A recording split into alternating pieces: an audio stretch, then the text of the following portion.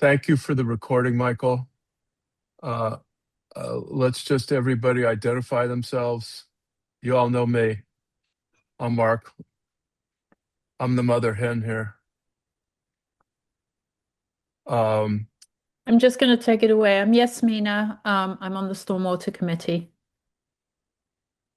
Elizabeth, Yes, I'm here. Hello, thank all. you. Great. So Nick, are you functioning now?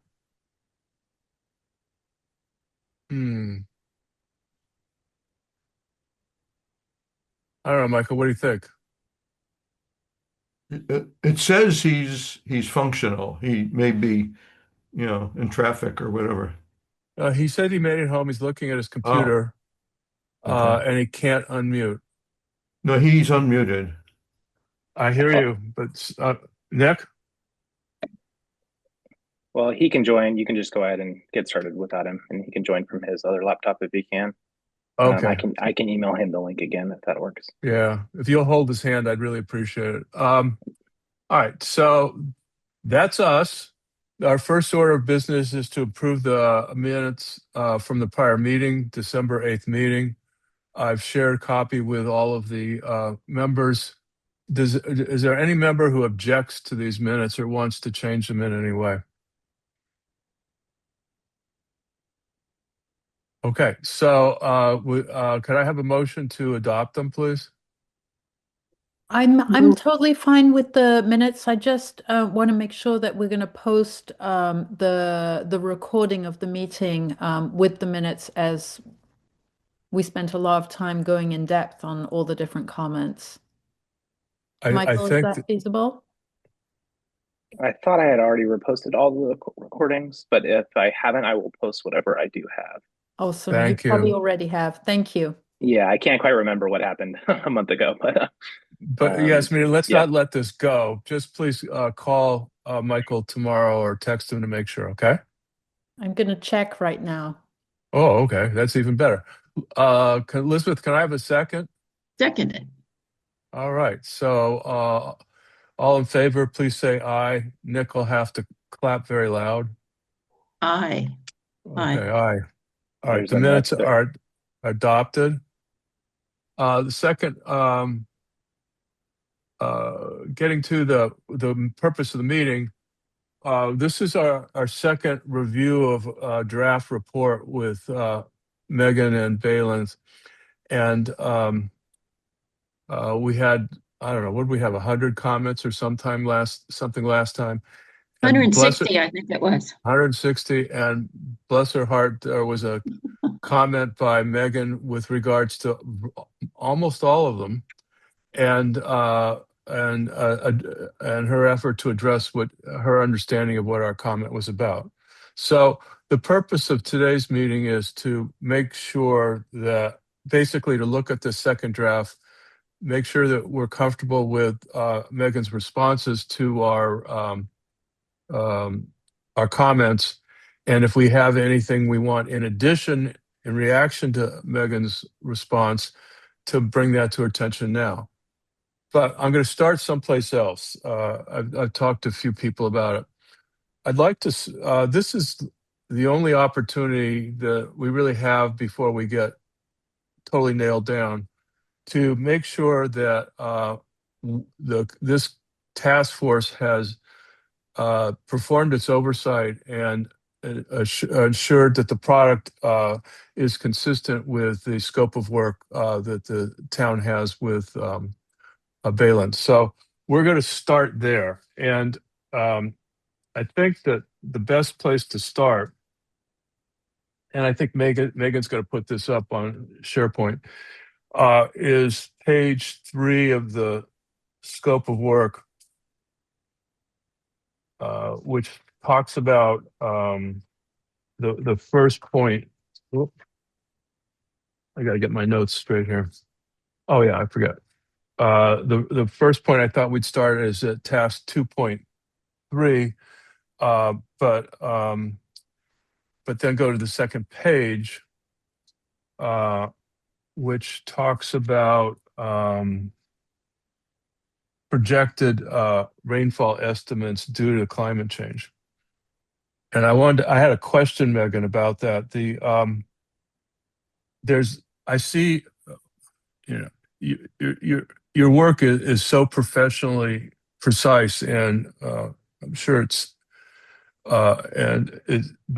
does get technical sometimes on levels that I know that you know exactly what you're doing, what you're talking about, and why you said it.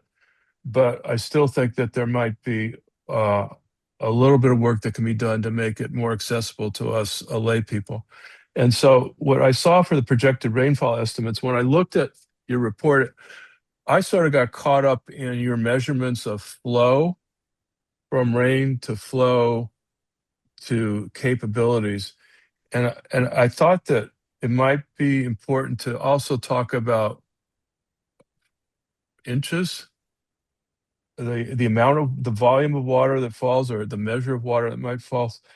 Is there any, did you get it and I missed it, or you Yes, could? so a lot of that information is probably in the appendices, where Right. the heavy technical computations are in the appendices. Okay. Um, So my suggestion then is that uh, sometimes the technical, the appendices, I read several of the appendices and I enjoyed them, but they're at the end of the so show. here's And the volume. So these are is the that volume? flows. That is volumes, cubic feet per second. Right. But what that doesn't tell us is how many inches are flowing and whether the stormwater the amount of water has increased and the number of inches that's increased. Measuring it I know you have to use this measurement format for your work, but I think that some inches, discussion of inches per year or whatever over time would help the lay people understand what all this really means, because it'll be in their language. Is it We possible to do that? we can add a table that has the current inches for these storm events and then the projected inches. That's fine. If It's you in the could do that, appendices, but we can add it to the report. right? And reference it in the narrative a little bit. Two or Well, three yeah, words yeah. and then send them Well- off to the table, to the appendices. Uh, and the other question I had in this area was, no, actually, that's my only question for that area. Does anybody else have any questions about that portion of the scope of work task 2.3? Yeah, I just added something. Sorry, I got my comments in just in the last hour on the side there. So you probably haven't seen them, but on this, the use of CFA. So I was guessing it was probably cubic feet, but I'm just wondering if you could that just be in a little footnote under that table too, or something, or in your text saying what CFA stands for? BFS. Yeah, CFS. And then there was another, in that same section, there was another expression that you used, which was, yeah, you said, could you say how much the amount of flow to an outlet will increase using a percentage rather than saying it will increase? It just says will increase, so it was kind of vague, and I'm wondering, is there any way to measure that or give a more concrete? Exactly where do I say it will increase? Okay, on the PDF, it was page 14, right after table 2. Now, let's see, let me see if I can find it in this printout. I can find Okay, download the report. will increase.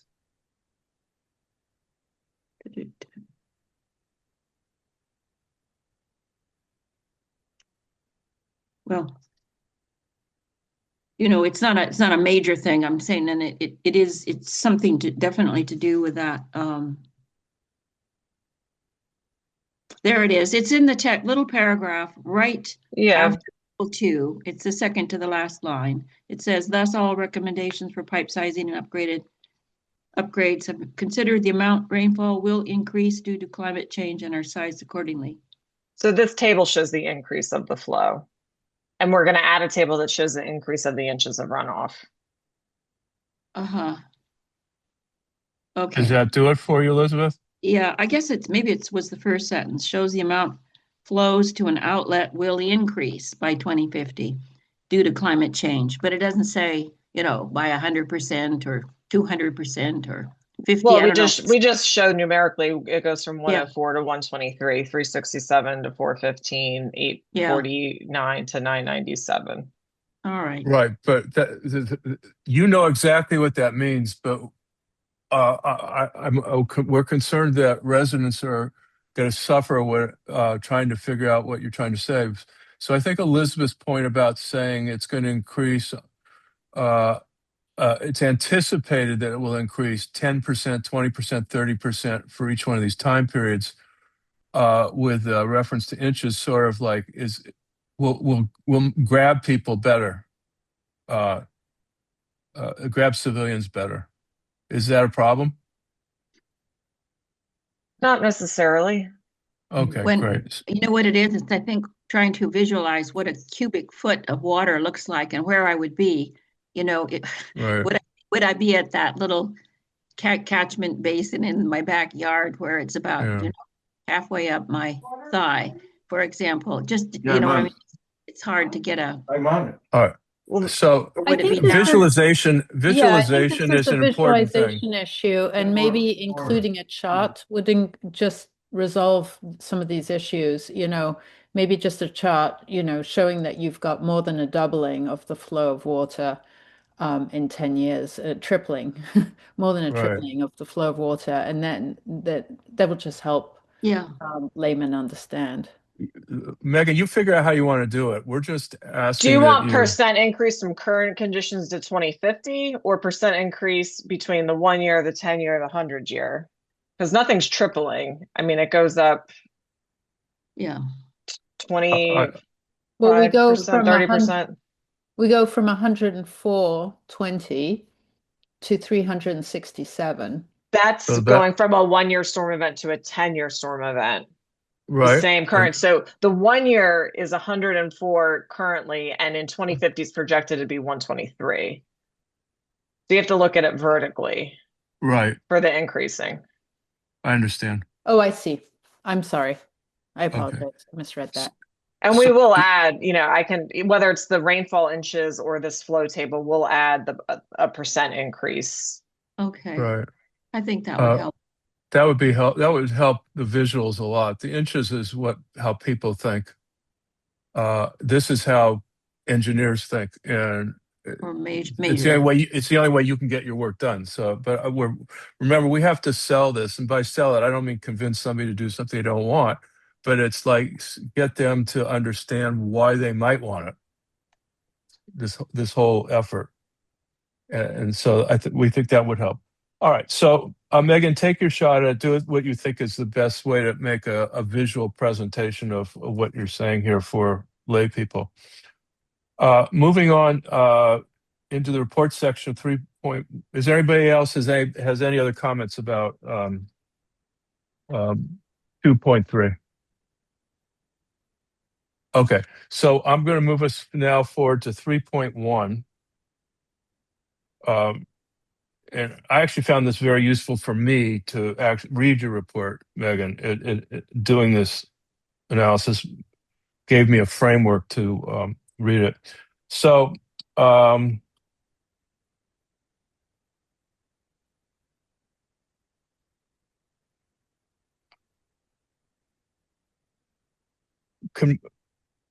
the 10 problematic areas, we did identify those, and the task force bought into your analysis and felt the same way. And then what you do is you talk about different procedures that may be followed. I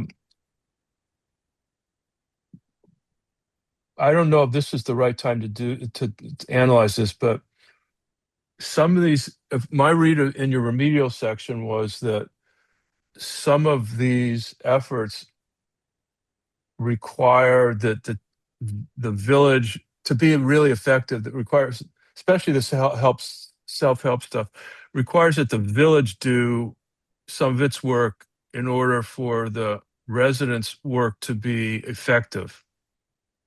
And I think that what I'm hoping that we'll be able to do is analyze that problem. somewhere in this report. If the village doesn't act, then what does that leave the residents to do on their own, if anything, that would be helpful? And my read of your remediation discussion down at 7 is, I think it's 7, maybe it's 8, is that not much. We can do a little bit, but unless we can channel that water into a system that can handle it, we're not really solving the problem. Do I have that right? Is that sort of part of the message here? Yes and no. The main issue is the village overall conveyance system is either inadequate, non-existent, or insufficient. Hmm. So that's to really control flooding, that's the overarching theme that needs to be fixed. Once the village extends pipes that provides opportunities for homeowners to tap into. So in some cases, residents like Elizabeth was able to put in like a French drain in her backyard, and she was able to then run a pipe to the system within the roadway. Hmm. Some residents don't even have that option right now because the storm drain Mhm. system doesn't extend up the road. Right. So once the conveyance system is improved, that allows opportunity for some residents that have flooding. If they want to do a more structural improvement on their yard, they can then tap in to the Mhm. system in the roadway. If Yeah. that's not, but that doesn't have to be the only option. They can look at wherever the flow path is going through, they can look at stabilize, giving that water a stable place to run through their property. So it's not causing erosion. That, they can move it. If the water's close to their house, they could grade a swale further in the backyard, move it away from their house, line it with some rocks or cobble. It can be aesthetically done with a landscaper. Give the water a place to go on their yard. And also, if there's a community-wide implementation of green infrastructure, that will have some help. So there are things Okay. residents can do that they don't need the village to do anything. But once the village improves the conveyance system, that gives residents another opportunity to get water off of their property. Okay. So I have two reactions to that. First, that's very clear. Thank you. I have two reactions to that. One, and I don't know how everybody else is going to feel, but I'll just share it. Let's see.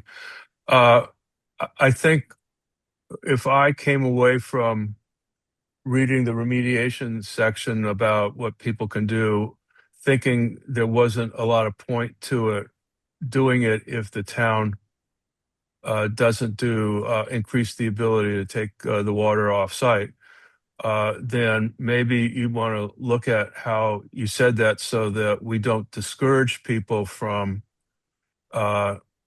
doing some green stuff, even while the town's getting its act together to do this work, because that's going to take time, or it doesn't do some of the things we want. You're recommending here. So I think that we still want to encourage people, even if the town. I'll double you- check the language, but I didn't mean for it to come across that the village has th- to do this for them to improve. So That's why I asked it. That's exactly why I asked it, because I would be surprised if that was your intent. I think what you were saying is it'd be a lot better. Correct. So that's why this overall remediation solutions, we then created subsections where one option is connection to infrastructure. The next Right. option is green infrastructure. If Right. the village does the code and ordinance, that's another kind of village-wide remediation. And then there's community outreach and education that can be implemented. So the connection I to got it. infrastructure is just one option. Right. It's not like a have all do all approach. Yeah, but it sort of read like it would make a big difference it would be harder. I read it to mean It helps be- move the water off of the Yeah, properties and into the road. So if a couple Right. homeowners, especially kind of in the upland areas where there's a lot of downstream flooding, or have the opportunity to connect into a system that then reduces the amount of runoff Right. that flows down. Yeah, so maybe if we could just talk a little bit about how these things are tied together, and make sure that we don't discourage people from doing anything if the town is taking longer or to do things or doesn't do things that we're recommending. We don't want to discourage that. So I think that's just a tone. It may be one sentence. I don't know. but if you could just look at Okay. that, please. Um, Can I say something about that? of course. Yeah. My first point, and it was one of the things I mentioned in the comments, was in your conclusion, there is no mention of green infrastructure or community outreach and education. So that isn't tied into the, the options at the very end when you're summarizing everything. So I would definitely just touch it again. You don't have to repeat everything you've said, but to show that that's another pathway that could be done by residents, or a program, as you refer to it, a program on community outreach that could be driven by the village as well, that could go in parallel with the gray infrastructure activities that are being driven by the council. So maybe what it needs is in this overall remediation solutions is something as, how do these things relate to each other, right? How do these Mhm. 4 or 5 prongs, and sort of So what that, I mean, order we do and we do do what? say homeowners can improve neighborhood-wide outcomes by stabilizing Yes. flow paths, reducing impervious Yes. area, Yes. education, technical guidance, and incentive programs. So, I mean, we do have language in the conclusion. So I guess what exactly are you looking for that? Oh, well, maybe my tired eyes missed it. I'll look again. Okay, yeah, At least in this section, which is what we were discussing immediately, could it be that there could be one other paragraph that sort of puts them in perspective, each one saying that while the council is carrying forward or reviewing, I mean, you can't connect to infrastructure until it's implemented. So the very first thing is that the council has to take some action on the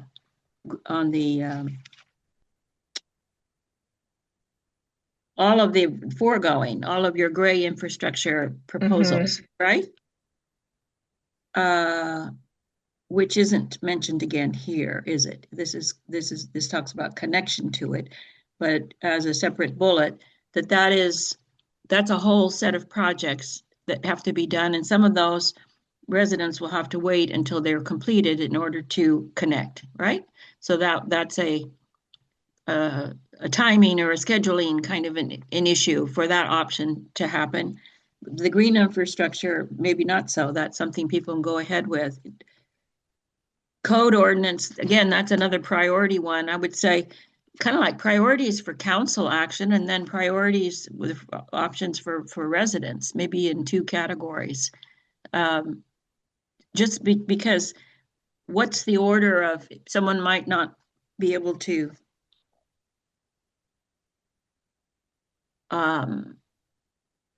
pick out necessarily what's the natural priority here or logical priority of action, of follow-up actions. What comes first? I don't know if anybody else has that feeling, but I just a little bit more hand-holding here to just go guidance to say in terms of urgency. I think another way to say that is there are two entities that are going to be acting here in VMA. I mean, we're not talking about other villages or the counties or utilities, but the village will have to do the gray stuff, and it has to decide whether it can do it and the priorities and all that stuff. But while the village is like working that through and making the decisions that the council decides are appropriate, there should be the residents should be encouraged to do what they can do. Right, and know how to begin, or what the Right. we'll have to have resources.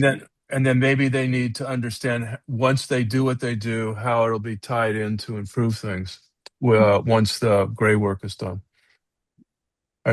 So I'm comfortable with Elizabeth's suggestion, Megan. I'd like you to think it through and decide There's how also one other thing about this in section 6. Is not the gray infrastructure, the HPA work, shouldn't that be numbered, the first bullet, like 6.1? No, because those are specific remediation solutions where this is just kind of overall umbrella. Right. So they're kind of independent of each other. Yeah, sure they are. I understand they're different actions. So, and then Elizabeth is suggesting that we get a sense of level of impact and the ability to have success even if we're at a green infrastructure and there's no connection, and encourage people to do that. And the Martin's Addition may have trouble funding some of the gray infrastructure, but they may be able to fund or support some of the green work. We want to keep this collaboration. We want to make this collaborative, even though there's two independent drivers here, one for the city and one for the residents. All right, Elizabeth, is that enough on that point? I guess so. I mean, it was, to me, it's an organization thing. That's all. All Just, right, I understand. yeah. Okay, and I think Megan gets it. So Okay. let's move forward because we've got more to do. Uh,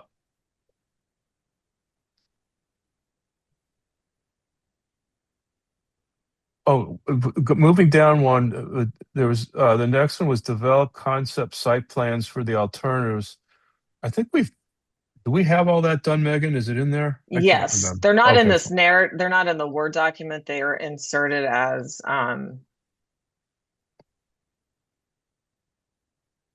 full page figures. How will people be led to access them? What will drive them? So I guess I actually do have it open. Sorry, my Zoom thing is like right on. Hmm. Can I close the PDF?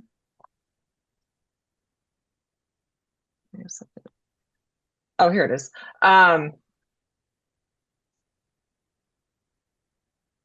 So they are within the report. You can see. Here's They're in the concept. body of the report. They're in the body Yes, of the report. they're just Yeah, I full see. page figures, so they're not within the Word document. Right. We learned that one last time. Sometimes you have to look at both. Yes. Okay, so they're there. Okay, good. And then I did notice one. uh, I wanted to say I really appreciated the highlighting the things that we couldn't see very well, on the first row. And the different now, bolder colors and bigger lines. There was just one that seemed to be that was missing. It was the picture of. It was figure 5 on page 12, where you were showing the existing. This was on the Oxford Quincy Street interchange there. Mhm. You said existing storm pipe. It should have been in orange. And there is an existing storm pipe, but it didn't see it. It's the one that runs all the way down Oxford Street and connects with Quincy there at the bottom. It's not highlighted. However, it does show up on figures 6, 7, and 8. I think it's getting covered as a major flow path. The pink is over top of the storm drain line. Yeah, I noticed that pink was a major flow path, but okay, that was the only thing. Naturally, because it runs in front of my house, I was looking for it. We can try and distinguish flow path, pipe, flow path, ditch, or channel. This was the actual pipe, right? Yeah. Yeah, so this is like the pink line is following the pipe alignment up into the point it enters the ditch. Mm-hmm. So it's just the two lines are on top of each other. We can Okay.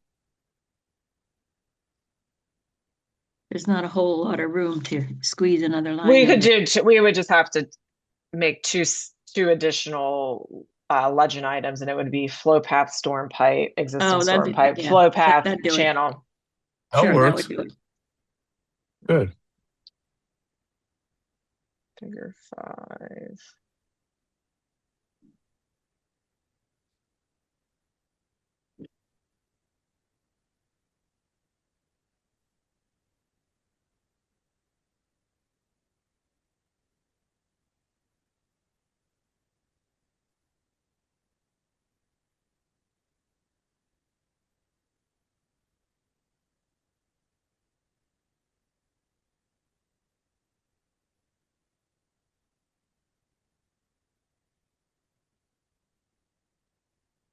Okay. I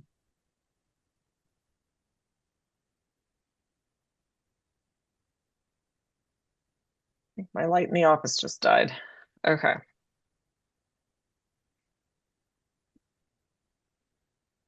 You need to Work. fix, do you need to fix that, or can you? I don't know that I can. I'll have to get a new light. So at the All first I right. was like, did I lose power or something? But everything else is still on. All right. It's Can fine. you, can you work? The screen lights up. Yep. Okay. All right. So, the next thing I thought I'd move on to, it said, the next bullet is develop concept site plans. We talked about that. You've done that. And then all of these things are in the clear bullets. They're all in there. Could you show me just an Yes. example of what an easement looks like in one of these things? Yes. Thank you.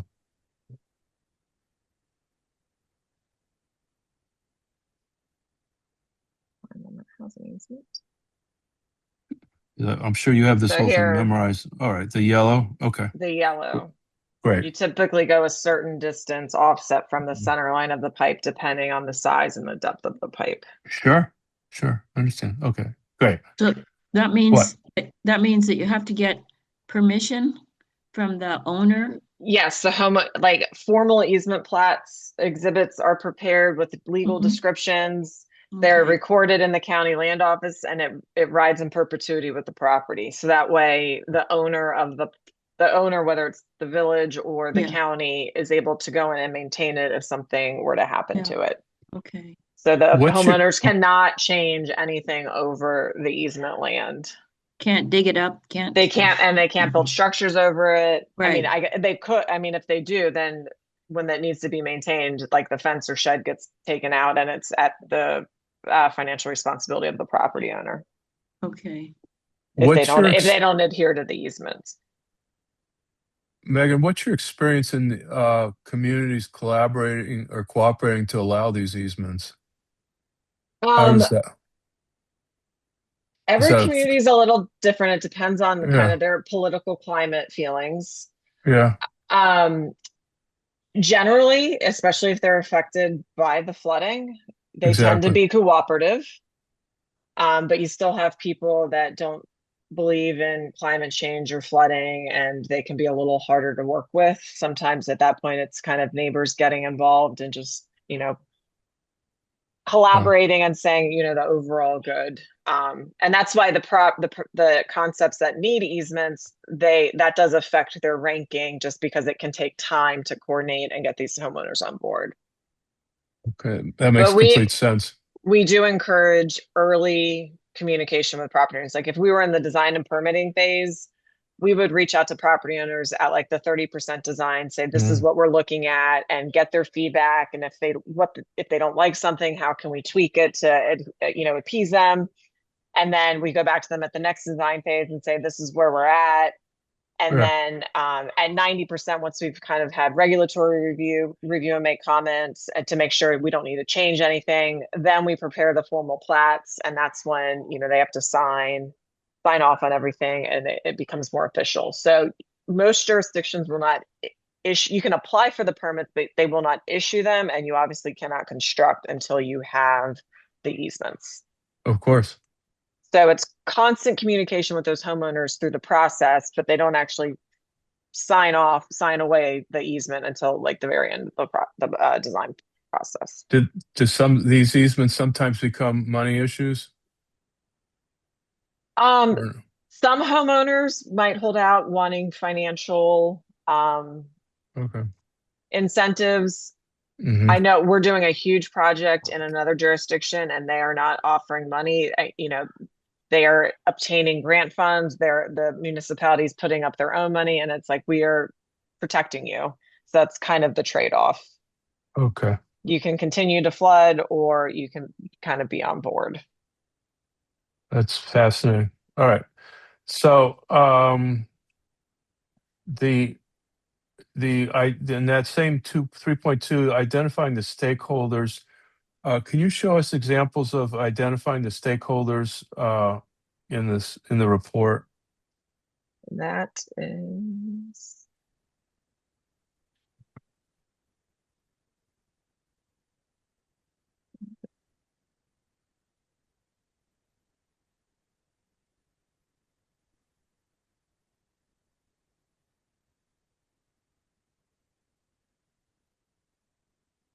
Mark, I just wanted to highlight what Megan just said, Please.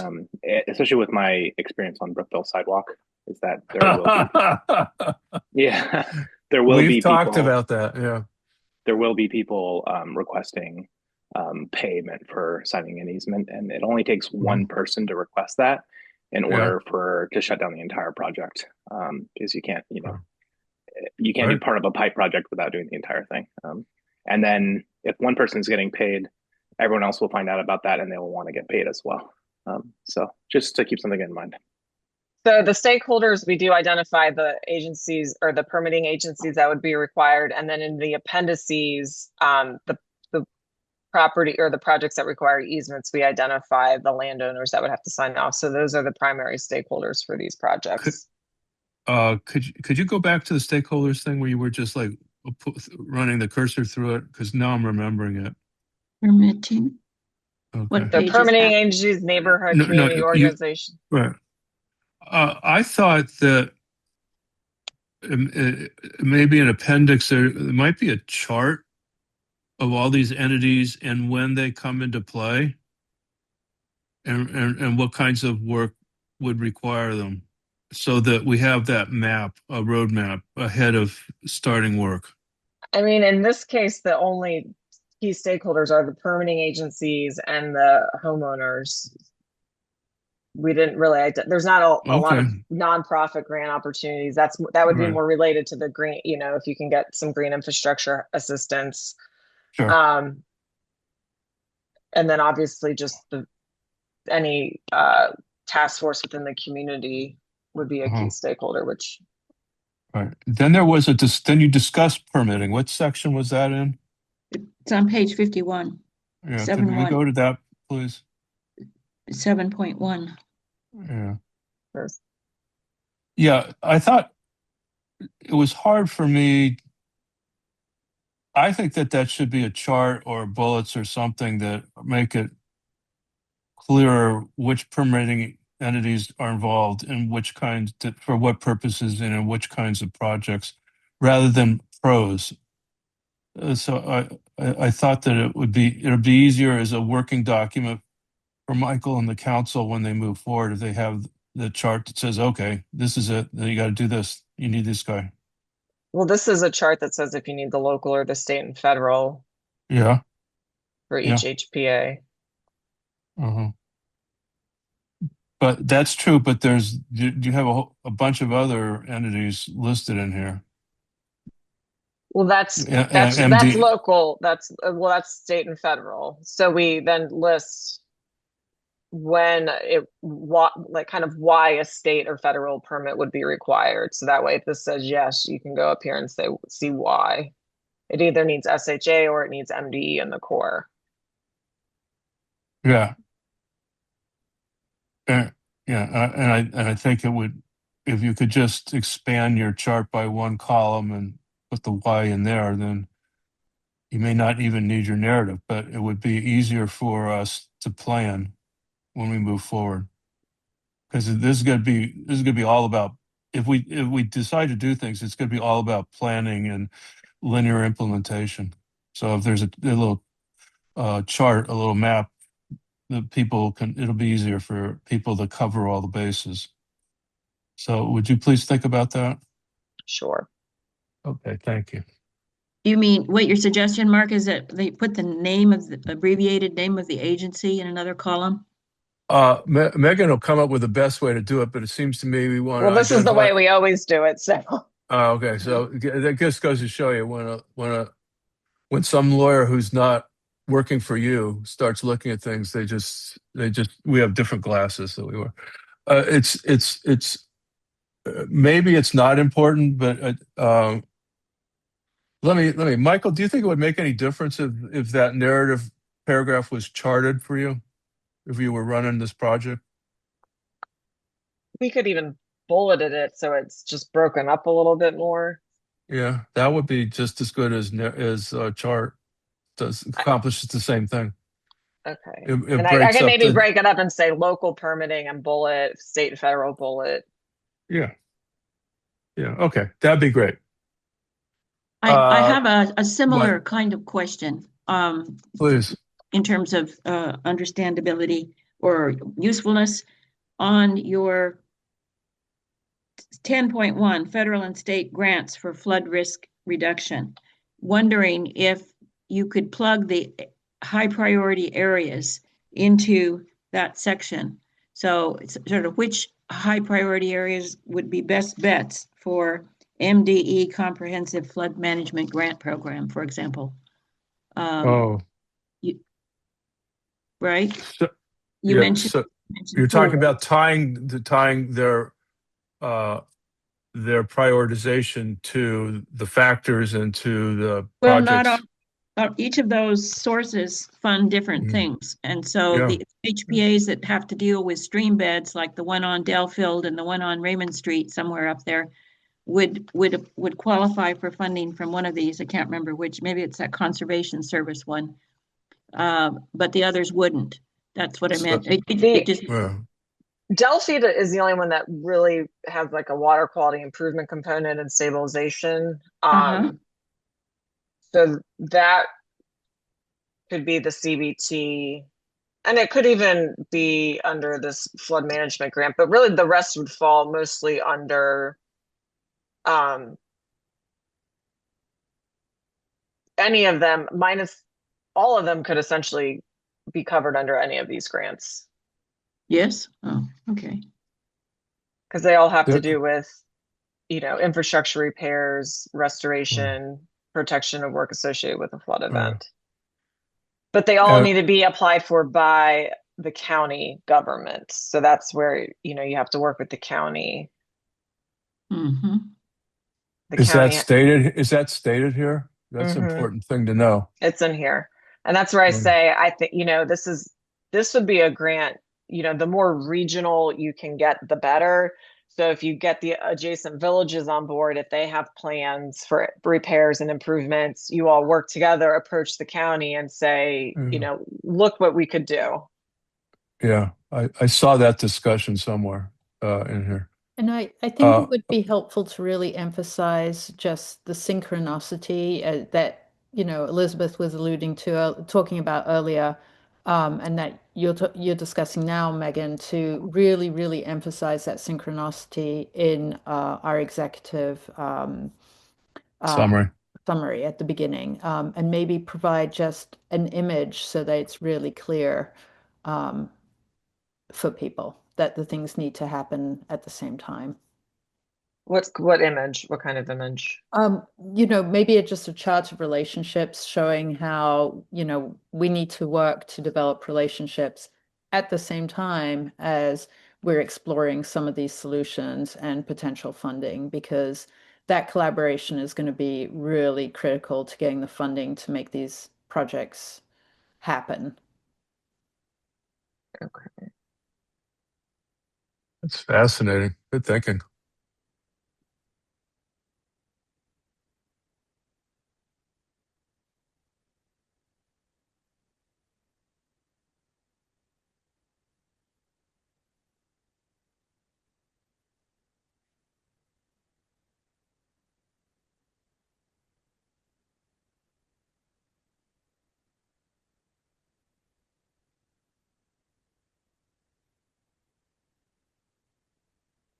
And to this point, if I may just add while we're at it, and I know we're going to have a separate meeting to discuss the executive summary. But I think, the more succinct that can be and the more, just the clearer it can be for residents, that will be really helpful to them because this report is very, very dense and technical.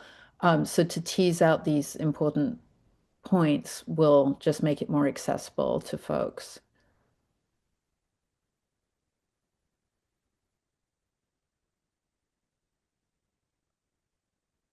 This executive summary is going to go at the beginning, right? We have an executive summary for the report. I was under the impression you guys would almost prepare like a cover letter. Yeah, we're going to prepare, but what we're going to say in that cover letter is sort of going to be driven by how we feel about this report as it's being revised. I mean, some of the things I wanted to address in the cover letter, I don't know if I do anymore. So I think when we're working on the next draft, it'd be the time for us to start putting it together. But it's not going to be an executive summary. It's going to be the task force views about where we're at and maybe some things that we'd like to do that I think I talked to you about it, which you may not have covered or you may not have felt comfortable doing it or you went as far as you need to go, but sort of like next steps kinds of things. Yeah, there'll be a cover letter. But it's not going to be an executive summary. I know based on our conversation earlier, I am Yeah. comfortable adding a sentence in the conclusion recommending get there. Recommending, a committee or some sort of employee that can kind of spearhead this effort that it is cumbersome to oversee, implement, and keep up with. Yeah. Yeah. I mean, the council have to decide, but the task force hasn't voted on this, but my personal view is that it's going to take substantial resources to do this, and with people having the time to do it, and which means you need enough people to divide the workload, and maybe Michael would be the chairman or something like that, but it's probably going to take a team. But thank you. That's consistent with my view. I will see if the task force team feels the same way. Moving on, and I think that you've done preliminary design work, and then there was construction costs. Did we get the construction costs for all 10 of these? Anticipated construction? Would be in the appendices. Yeah. See, I'm telling you, the appendices are great, but it's hard to get people to read them.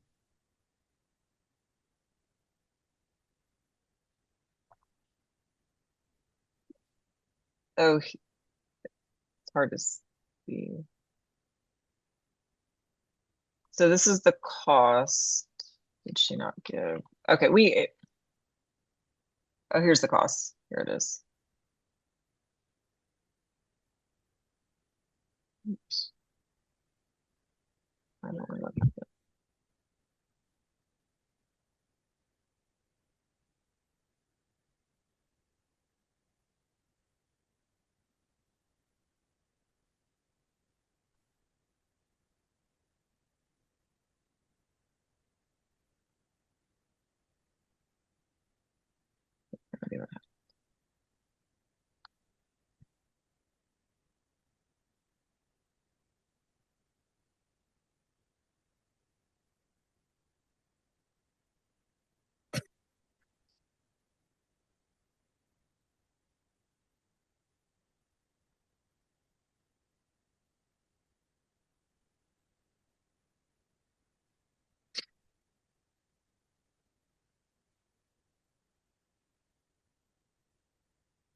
So here is the itemized cost.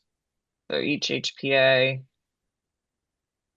the applicable items, and then subtotal contingency.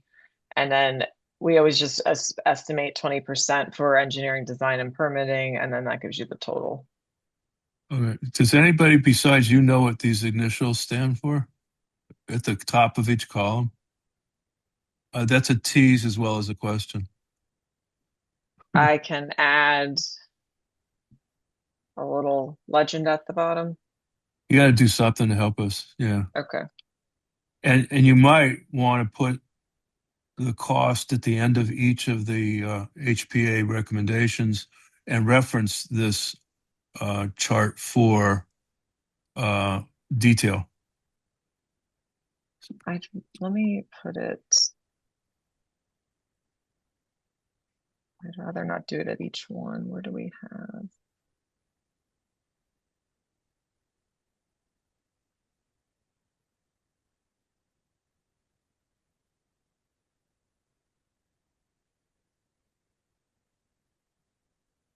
I will put it at like a summary cost table somewhere Okay. here. Okay. Just something that's in the flow so that people aren't jumping around looking for it. That's why I suggested it be in each one. But if you can come away that is user friendly, that's fine. That way they can see them all next to each other versus having to hop back and forth. That's the argument to doing it that way.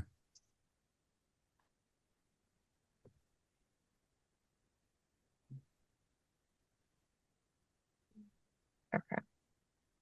Hmm.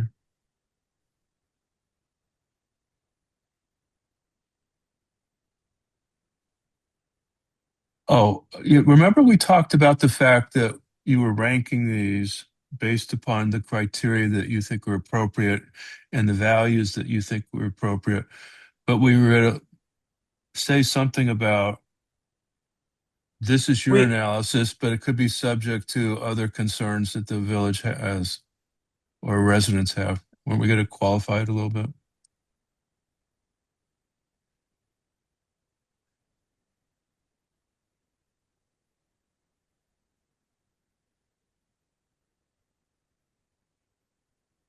Right, yeah, based on your own consideration, not necessarily Oh, following them okay. to the death.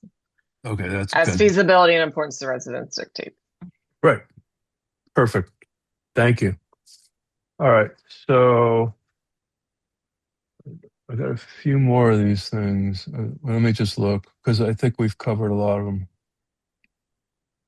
Okay, that was covered. That was covered.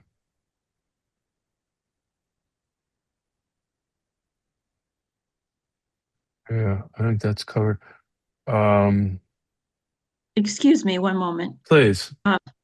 My husband just slipped off the bed onto the floor and I can't get him Oh, up. So man. I have to go over and knock on my neighbor's door to see if he's there and can help me. So I'm just going to step out for a minute. Okay. I'll be right Okay, back as soon as we don't have a quorum. oh, well, And unless Nick we can figure out how to get Nick involved. Nick's on. Nick's Yeah, but involved he's in not. here, and that sounds more important, Elizabeth. Please go take care of that. Go. Yeah, Elizabeth, go. I didn't mean it that way. I'm sorry. That was so thoughtless. All right. Okay. So then, um,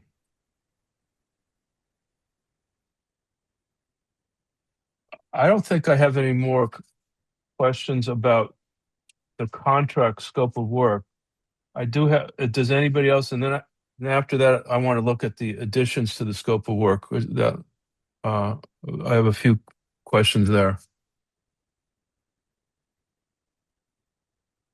Okay. If you look at the additional scope of work details, Megan, can you call that up, please? Yeah, all that great red writing. All right. Looking at addendums to section 5.2.3.1, the village, I think that I'm happy with that because while you didn't do bullets, your revised recommendations for the code are pretty detailed. Does anybody feel that we need more information from Megan and Balins with regards to the code recommendations as they're written now? Or do you want to wait till we get to that when we go through the actual document?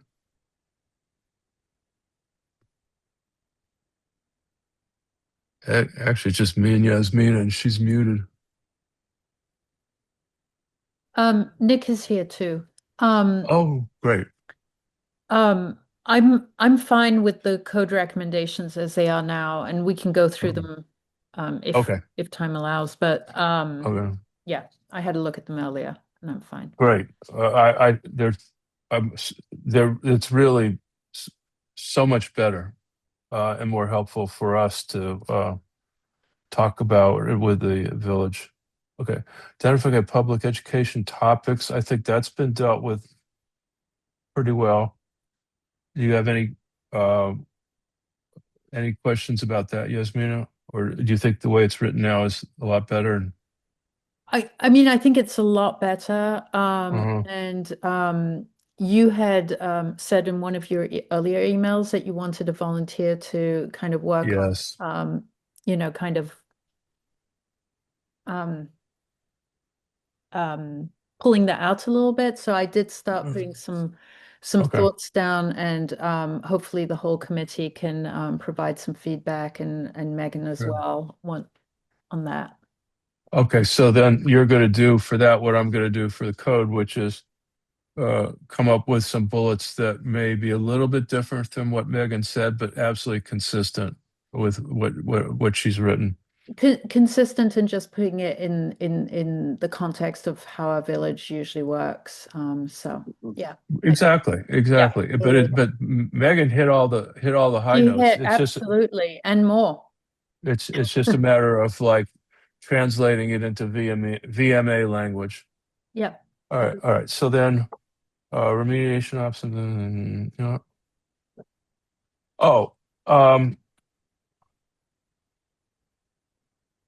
We talked about Megan. We talked about priorities for remediation, but in the contract, and I'm not even sure what it means. I'll be honest with you. It talks about short and long-term remediation options. Does that fit into what we're trying to do here? So that is in this prioritization. Yeah. We do talk about, it's another section.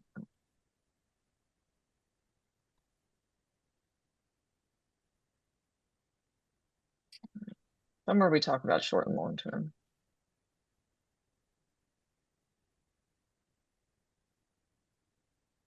So it's based on the ranking of the criteria. And so we do say immediate, shorter term, and longer term. And once again, emphasize they're all important, but you can implement them based on your own considerations. So that's the short and long term implementation. Well, okay, let me argue with you for a minute. That's the short and long term plan for doing the 10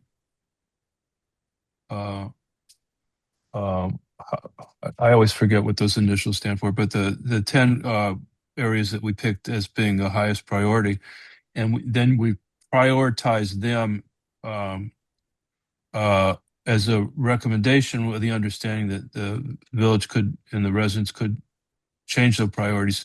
But I didn't see those as being short and long term. I thought short and long term, and this contract was written a while ago, were things that would take a long time or could be done quickly. Yes, that's how I read that. Correct, and that's accounted for based on kind of infrastructure and easements. So the quicker ones had better scoring for infrastructure and easements because you could move quicker, and so that's why we say based on the criteria, the highest priority areas are these. The next tier include these, and then the long term are so we did break them out and list. But that's the same thing. That's all gray infrastructure, but couldn't short-term things include green and homeowner stuff? That I was thinking that it's a different kind of activity rather than the prioritization of the gray, which I understand the prioritization of the gray, but it seems to me short and long-term the gray seems to me is all long-term because it's going to take a long time and it's going to last for a long time. I mean, the green is more immediate. But am I just making up an issue that doesn't exist? I think these overall remediation solutions, you can implement them whenever you want. I mean, I Okay. would, if you want Okay. me to add a sentence, it's, recommended to, the sooner you can get moving on these options, the better. Yeah. Yeah. Let's do that. What? So many of these things are going to have to be addressed at the same time, and they will, Yep. they will be implemented over time. When, we're going to immediately want to start educating residents about stormwater and the impact of Right. runoff on the Right. environment and flooding, etc. But it's going to take a while for people to get on board and say, "Hey, I'm going to implement mitigation. I'm going to have a rain garden in my, in my backyard." So these things are going to take time. So I don't know that we can say that even green infrastructure is going to be, a faster target than gray infrastructure. But one thing that this committee might recommend is if we are recommending another committee, is for that committee to take, this report and the recommendations and put together maybe a 5-year plan, based on these recommendations. That's going to be a lot Interesting. more work than this committee could accomplish in a single meeting, I think. That's an interesting point. A 5-year plan probably makes a lot of sense. But the council has to have input into that too. And Michael is the sergeant major here for that kind of stuff. We're gonna have to figure out how that gets done and who does it. And well, I guess we could make some recommendations there in our cover letter. Because I don't think Megan wants to get into that. It's more of a how does Martin's Additions operate kind of a conversation. All right. So yeah, let's put a pin in that. Let's remember to do that. Better write some notes here.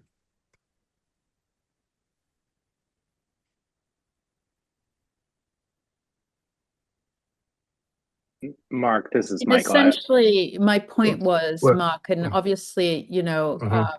the council will have to decide how this gets done.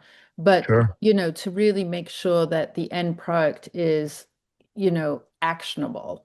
And so, that's really why I'm getting to with the recommendation to develop a timeline for the implementation of. Right. And then they'll do it or they won't, but that'd be our recommendation. Michael, what would you have to help us with? Yeah, What are you thinking? I totally agree with Yasmina that that's kind of, I think that's always been in the kind of the back of my mind, and I think the back of the council's mind as well. That this Okay. task force has been sanctioned to issue this report in its final Right.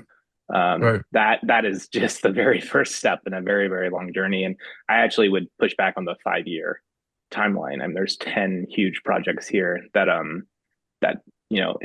again, the Brookville sidewalk is an example. Just one of these projects could take 10 years easily. So, Well, they could just start with, what do we want to accomplish in the first 5 years? Right. Kind of or Right. like, which one of these 10 tasks do we set want to up an start with? outreach Yeah. set up an Totally. outreach program, Right. work on code recommendations, and then look at, maybe the easier HPAs and pick one or two. And how much the council wants to appoint a committee to do that work versus wants to do that work itself is a question for the council, right? Oh, of course. The Of council course. might want to decide, right, based off of this report, which one they want to focus on. So I think that Well, needs to be the question for the council. Yeah, not to we agree. We agree. All we're doing is giving our best thinking. The council decides, and with you counseling the council. But well, I mean that's best I how I can. see it. That's how I see your job. But I think just to be real here in terms of I like Megan's suggestion of what do we want to accomplish. It's going to take whomever is going to take responsibility for this months to understand it. We only understand it because we've been living it for 3 years. But so there's going to have to be an educational process. I think that's the basis for suggesting a committee. The committee would still serve an advisory role, and the council would still make its decisions, but somebody's going to have to be an expert on this stuff. And I don't mean just one piece of it, but all of the 5 pieces: the code, the education, the green, the gray. I mean, building consensus, building engagement from the community. It's all going to be going at the same time because it's all interdependent. So, anyways, that's getting pretty philosophical. Hey, So, and then we Elizabeth, did. you're muted. When you left your computer, I muted you. So if you're trying to say something, I was going to say one aspect about that is also the human resource component. So Yeah, because if you look down under code and ordinance recommendations, Megan has included, that an engineer on contract, whatever, would be doing all of this, the technical reviews and bonding and inspections and things like this, right? That implies that you have some kind of an engineer that's on retainer or contracted part-time or whatever to do those kinds of functions. So that would I be the don't- person who advises Michael and advises if there's a committee, and advises the council as they move Yeah. along. That's the kind Yeah. of person you're talking about.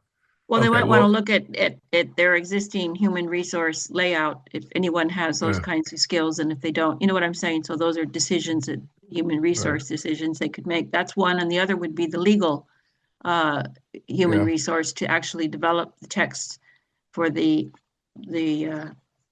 permitting and code and ordinance and whatnot. Or changes to the charter. I don't know if that has to be done as well.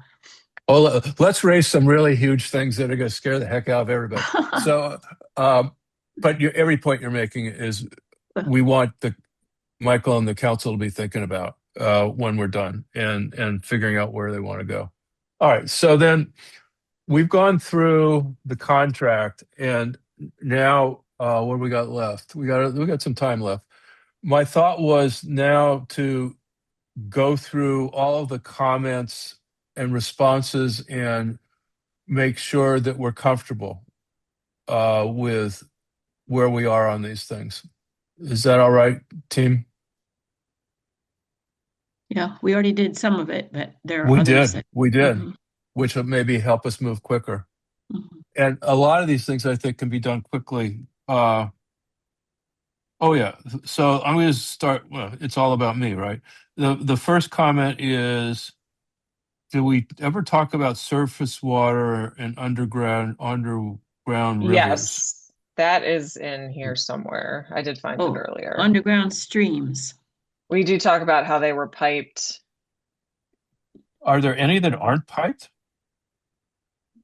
And the reason why I asked that is some people complained that water was. Some of the residents that we interviewed, and is our survey and all the notes from the survey going to be part of this, Megan? What notes? The survey that we took and gave to you, and you took, and then they all went into all the notes summaries went into like an Excel sheet, and you guys, and then Jessica was taking notes all along. Is all that could be available in here, or we have not incorporated into the report? I mean, I guess we could just go ahead and include an overall appendices. Yeah. All right. I don't know if it's necessary or not. What do you guys think? Yeah, do we need to be cautious about providing that for the public record? Because when that's actually a good the point. information, we didn't tell residents that it would be shared publicly. Oh, yeah.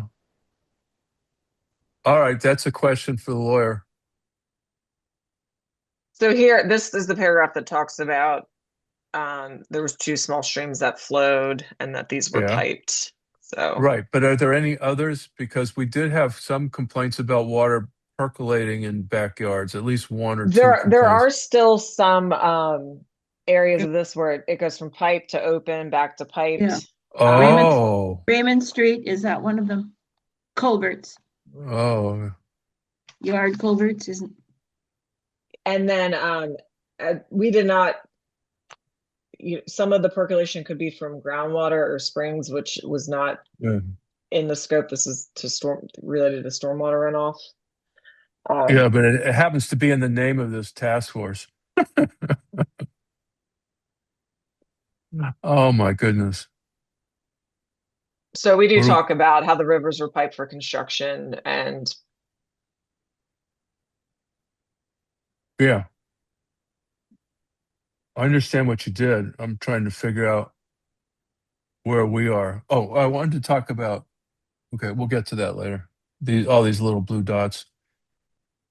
Um, all right, we're gonna have to, I guess, uh, surface water. The contract doesn't really talk about surface water. We're just gonna have to, I don't know, say that. well, That surface maybe, water is stormwater runoff. okay. So,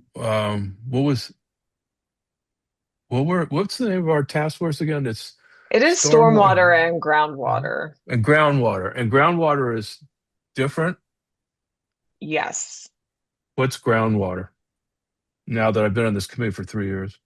There is a groundwater table that is the subsurface water table. And that Yeah. would involve very heavy geotechnical engineering to map and model and understand. It varies greatly around areas. Springs are influenced by it, construction changes it. All right. Let me tell you, so we didn't get to it. Is that the point? Because of the While cost and it's in your, complexity? yeah, and while it's in your name, everything in the contracted scope of work was not related to groundwater All right. Well, services. we have to be Yeah. honest about that you law. know, when I But read that, Megan, I realized one of those piped underground things is under our house. It was when we bought this house, there was one inlet in the backyard that was catching a little underground river, that was coming down the swale. Mhm. And before the house was built, they created that pipe to carry that diagonally across our property, across the front of the Wells property out to the storm sewer right at the corner of Oxford and Quincy. And that was done, before any building was ever done here. So that's probably an example of one of those piped underground streams. I'm guessing it might be. Yeah, I mean, the map shows the historic location of Yeah. the main channels, and you if you look at a Google map now, you can see these roads Yeah. extend, and there's houses built all over Right. this And we area. actually hired a Magnolia company. They came and they ran a computer, A camera. a camera through the whole thing. And it was one of those old fashioned clay, 4-inch clay pipes or something, 4 or 5-inch, little brown narrow pipes. That's Mhm. what that, you know, okay. that was what everything was running through before we had our big improvement done, if you can imagine. Yeah, that's not a large pipe for the runoff. Yes, it's terrifying. So, Elizabeth, are you saying you want that discussed in this report or No, no, something? no, no. No, I'm sorry. Okay. That's just a side comment that I on the underground river conversation. Okay. All right. I want to get back to, if you don't mind, the groundwater. One of Arthur's discoveries was that PG prevented or started prohibiting basements that went below the water table. And as part of their stormwater management effort. Does that make sense to you, Megan? And I'm not saying Arthur got it wrong. I'm just saying, I I don't just, think it really makes sense from a stormwater standpoint. uh okay. Doesn't It- make sense from a homeowner standpoint either. Correct. I mean, you can waterproof a basement, but when you really start working within the groundwater, it's not impossible, it just becomes much more costly. Okay. And then even with waterproofing, it's not 100% effective, so it's a risk. Yeah, I know that well. Okay, so moving on then, we're done with, And I guess the Uh, other point is putting a basement in groundwater will change the groundwater table and it could maybe adversely affect an adjoining residence. well, see, that's an issue then. There's no way to know. Like I said, groundwater is a very complicated. Mhm. You mean it's not something that can be, That would require it's, geotechnical and like water monitoring wells, to really figure out the table. And then they could probably do some analyses to figure out how one basement may affect the adjoining areas. Once again, it's not in my area of expertise. I hear you. So what I'm hearing is that when you talk about wells and monitoring, that would be village wide to do this, right? If you wanted to establish the groundwater table, yes. Yeah, okay. And it Right. it fluctuates, it varies, so it's not, it's not static. Yep. I don't know how much value it would be in establishing it currently, but I would recommend, if you don't already have it in your building code, that homeowners do have to perform soil borings to establish a groundwater table. Soil Soil bores. bores. Soil borings, BORINGS. Yeah, I'm writing it. Yeah. To establish groundwater, or Which I they mean, should, I would water hope they're, table. yeah, I would hope the builder or engineer would be doing it, just to guide the foundation. All right. We don't know. We're gonna have to look into that a little bit. All right. So then the next thing is, did you include the two intersections that Marty Langeland had suggested, that where the buses were dropping kids off in We flooded didn't intersection? explicitly include them since it wasn't an HPA, but if I believe one of them was in one of the HPAs, and we weighted the impact to residents differently because of that. It was the Brookville Mhm. Bradley. So All we right. did That change one. our ranking based on the fact that there was a school bus stop there. If we go back down to the prioritization Well, we table. don't have to do that. Could you just footnote that and make that point that you did that? Okay.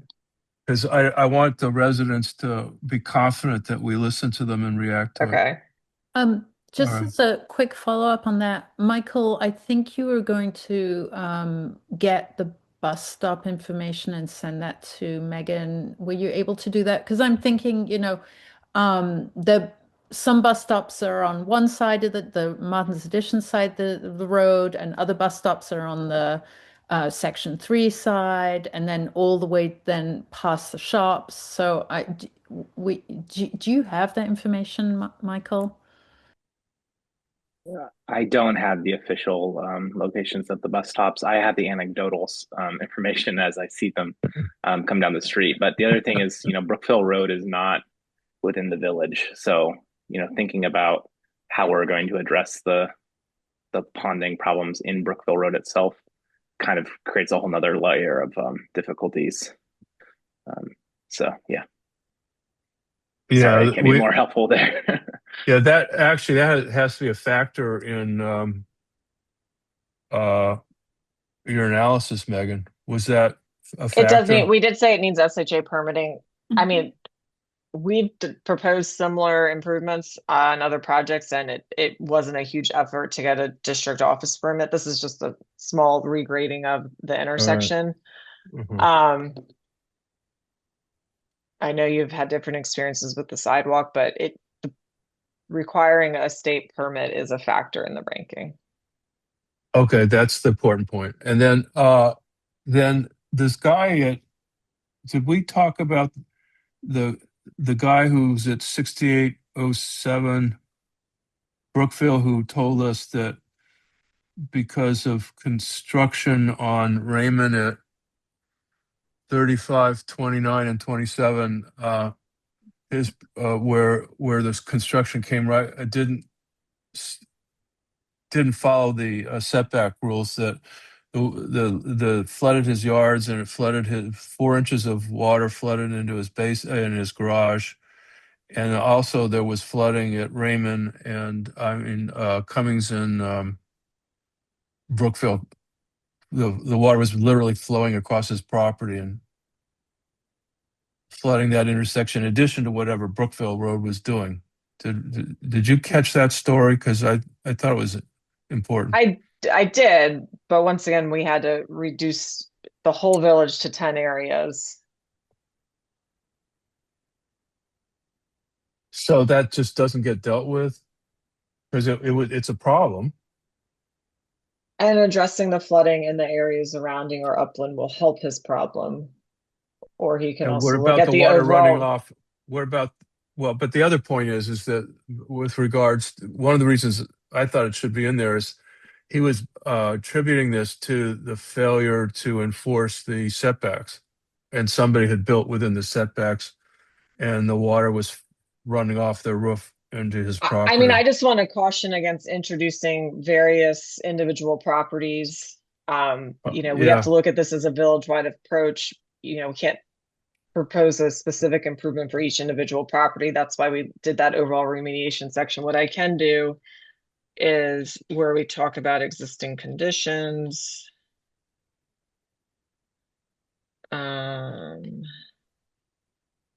But I think that we have identified the ponding on Brookville as one of the priority areas. So maybe that's something to just mention there,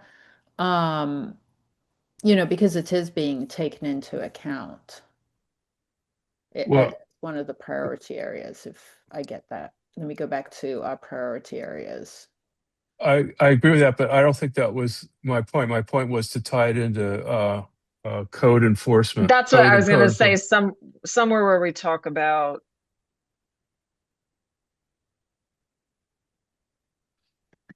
But we need to also be careful because the anyone who's on Brookville is not just suffering from, issues with setbacks within Martin's Additions, but they're capturing Mhm. water for that's coming all the way down Brookville from multiple municipalities.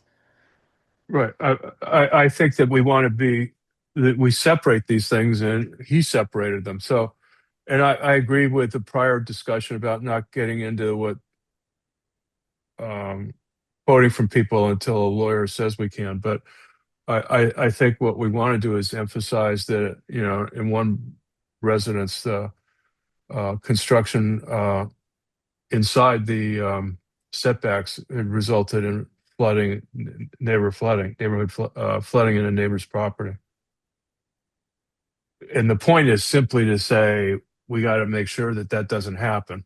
Yeah, I Can't totally. can't change it. Can't change it now. It's done. But we got Yeah, to make worded sure. that Yeah. way, it makes total sense. Okay. We can residents that were available for just to discuss their individual flooding concerns included, and I can talk about increased runoff from new building, I mean, encroaching setback, and then I can come up with a couple other general instances that we heard talking to communities, just to Right. generalize. yeah, Right. I mean, Perfect. we've discussed the flooding, we've discussed the fact that trees get pulled out. Yeah. There've been multiple issues with construction. Yeah. The fact Well, I that some of the stormwater conveyance systems are built in the setbacks, multiple issues there. Mhm.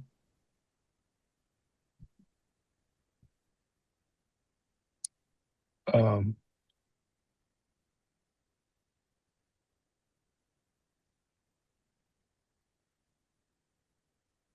okay. So we'll add a sentence that just kind of Right. summarizes that, so that way it's in there. Okay. So let's move to the next one. Let's see. It's a list from Elizabeth. Funding. So we did add, that loans and bond sections, and I did expand Right. upon it. I saw that. Elizabeth, are we okay with the way Megan handled funding in this new draft? Give me It's a lot more detail. are we looking at it right there on the page? No. No. Oh, the funding in this draft. You mean back on funding opportunities? Yeah, Yeah. because you wanted more information. Well, I was just, my only comment there, I think everything was fine. It was just that if there were any way to say what I already said this evening, if there were Okay, any of those sources that would be particularly targeted to any of the right, high right. priority areas, what were they? But otherwise, I the think funding, I mean, Megan's, you've given the estimate. So, I mean, that's a good ballpark figure. I suppose that includes everything. I mean, is that the design and the implementation? Just that is it? What's inside the cost figure, Megan? Typically, I'm sorry, what cost figure? Well, for each of the implementation of each of those 10 high priority projects. Is that what we're Mhm. talking about? Yeah. no, we're talking about funding, the issue you raised last time. Oh, What I can do is add, I can't read the print. Sorry, it's so small. That's my problem. I'm just squinting here to Well, 2-page description is very brief. I can add like an asterisk and just say, reference the section that the grants are located and that, Yeah.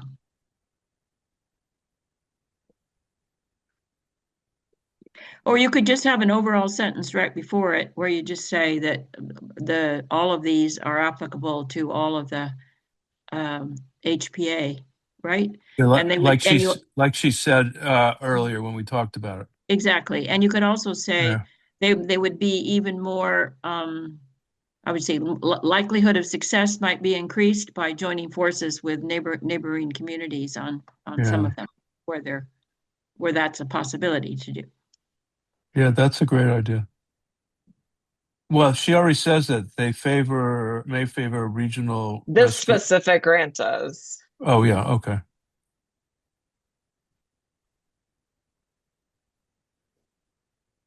I can say applicable to all HPAs.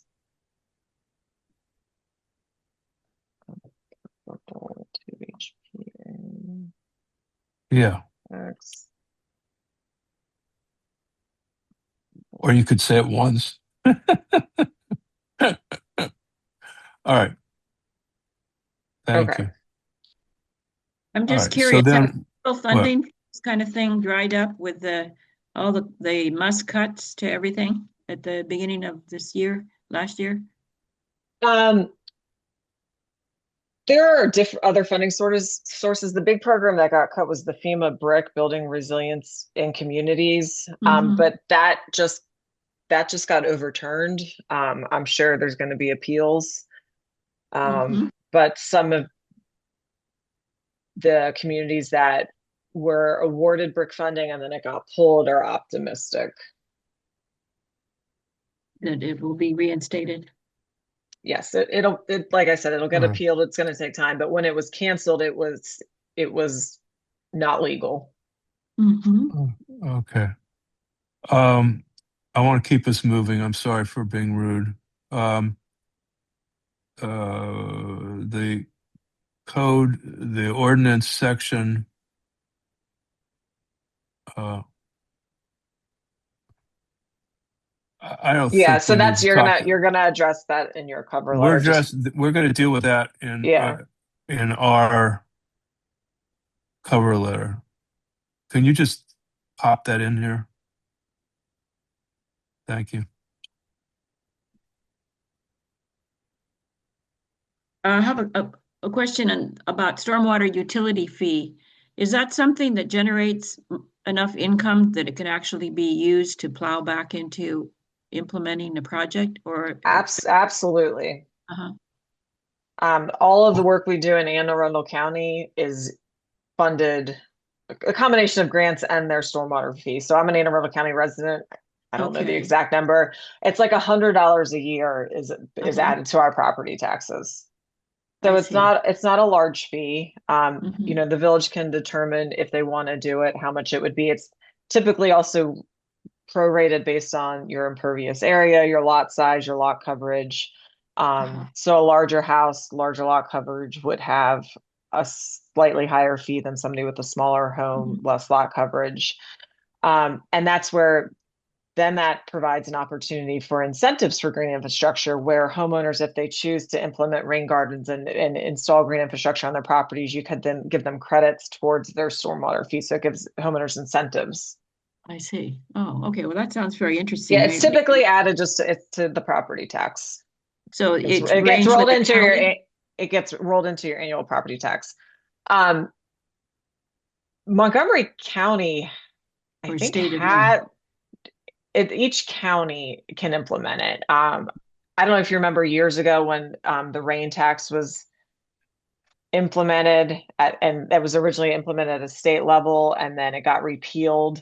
It just got repealed that it didn't have to be mandated at the state level, and each jurisdiction could decide if they wanted to implement it and to what extent. And so some counties decided to keep it, others did not. I think Montgomery County does implement it, but I don't know if the village would be, if you guys have the county fee already within your property tax, or if since you're a village, if you're exempt and you could implement your own. That could be a Okay. question for the lawyers. Okay. Or you could implement one in addition.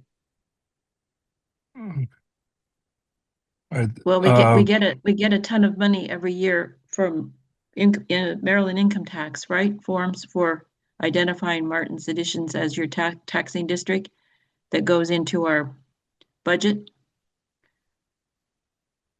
already. You know, Yes, we do. income taxes. One could say that that could also be a possible source. Of course, that might be what helps. We may be spending that now. So we could just raise these issues and suggest they be looked at. And then the executive, we really want the executive summary to go up front before the introduction, or right after. It is. It is. Okay, fine. So let's move forward then. Okay. All right. We have the number of households.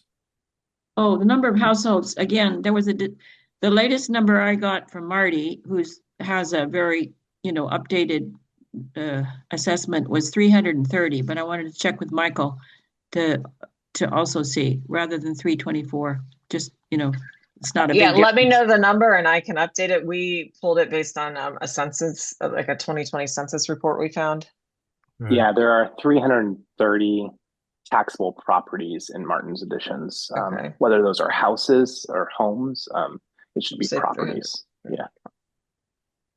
All right. I So put that that- in my note. I put that in my note in the margin somewhere, 330.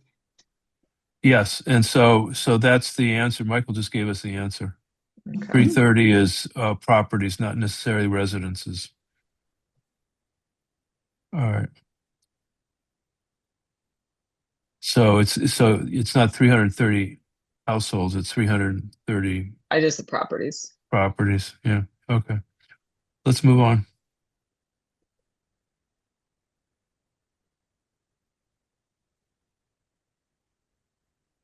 All right. Okay, I'm just adding her language.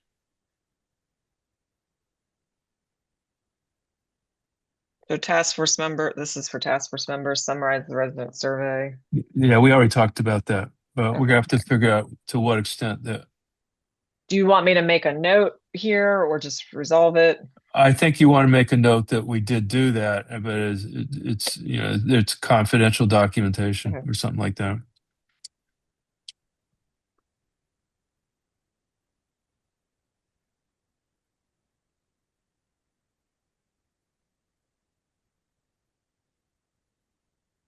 And we've talked about working with adjacent communities.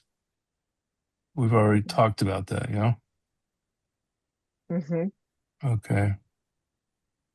And then we go back to 330 again, or the number of residents again. Michael, how many people do we have? It's like 600 and I'm sure There's, it's nine. well, it depends on how you count that. If you're talking about adults, it's just over 600. adults Right. that live in the village.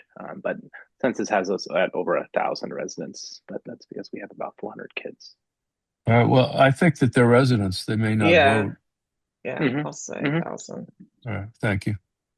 Okay. Okay, next, let's go to the next one. I don't care about that. And then Number of saving. households, that's We've done fine. that. Gone through that. It would be great to have a summary Summaries. to show the number of new homes built with Yeah. variation. Yeah.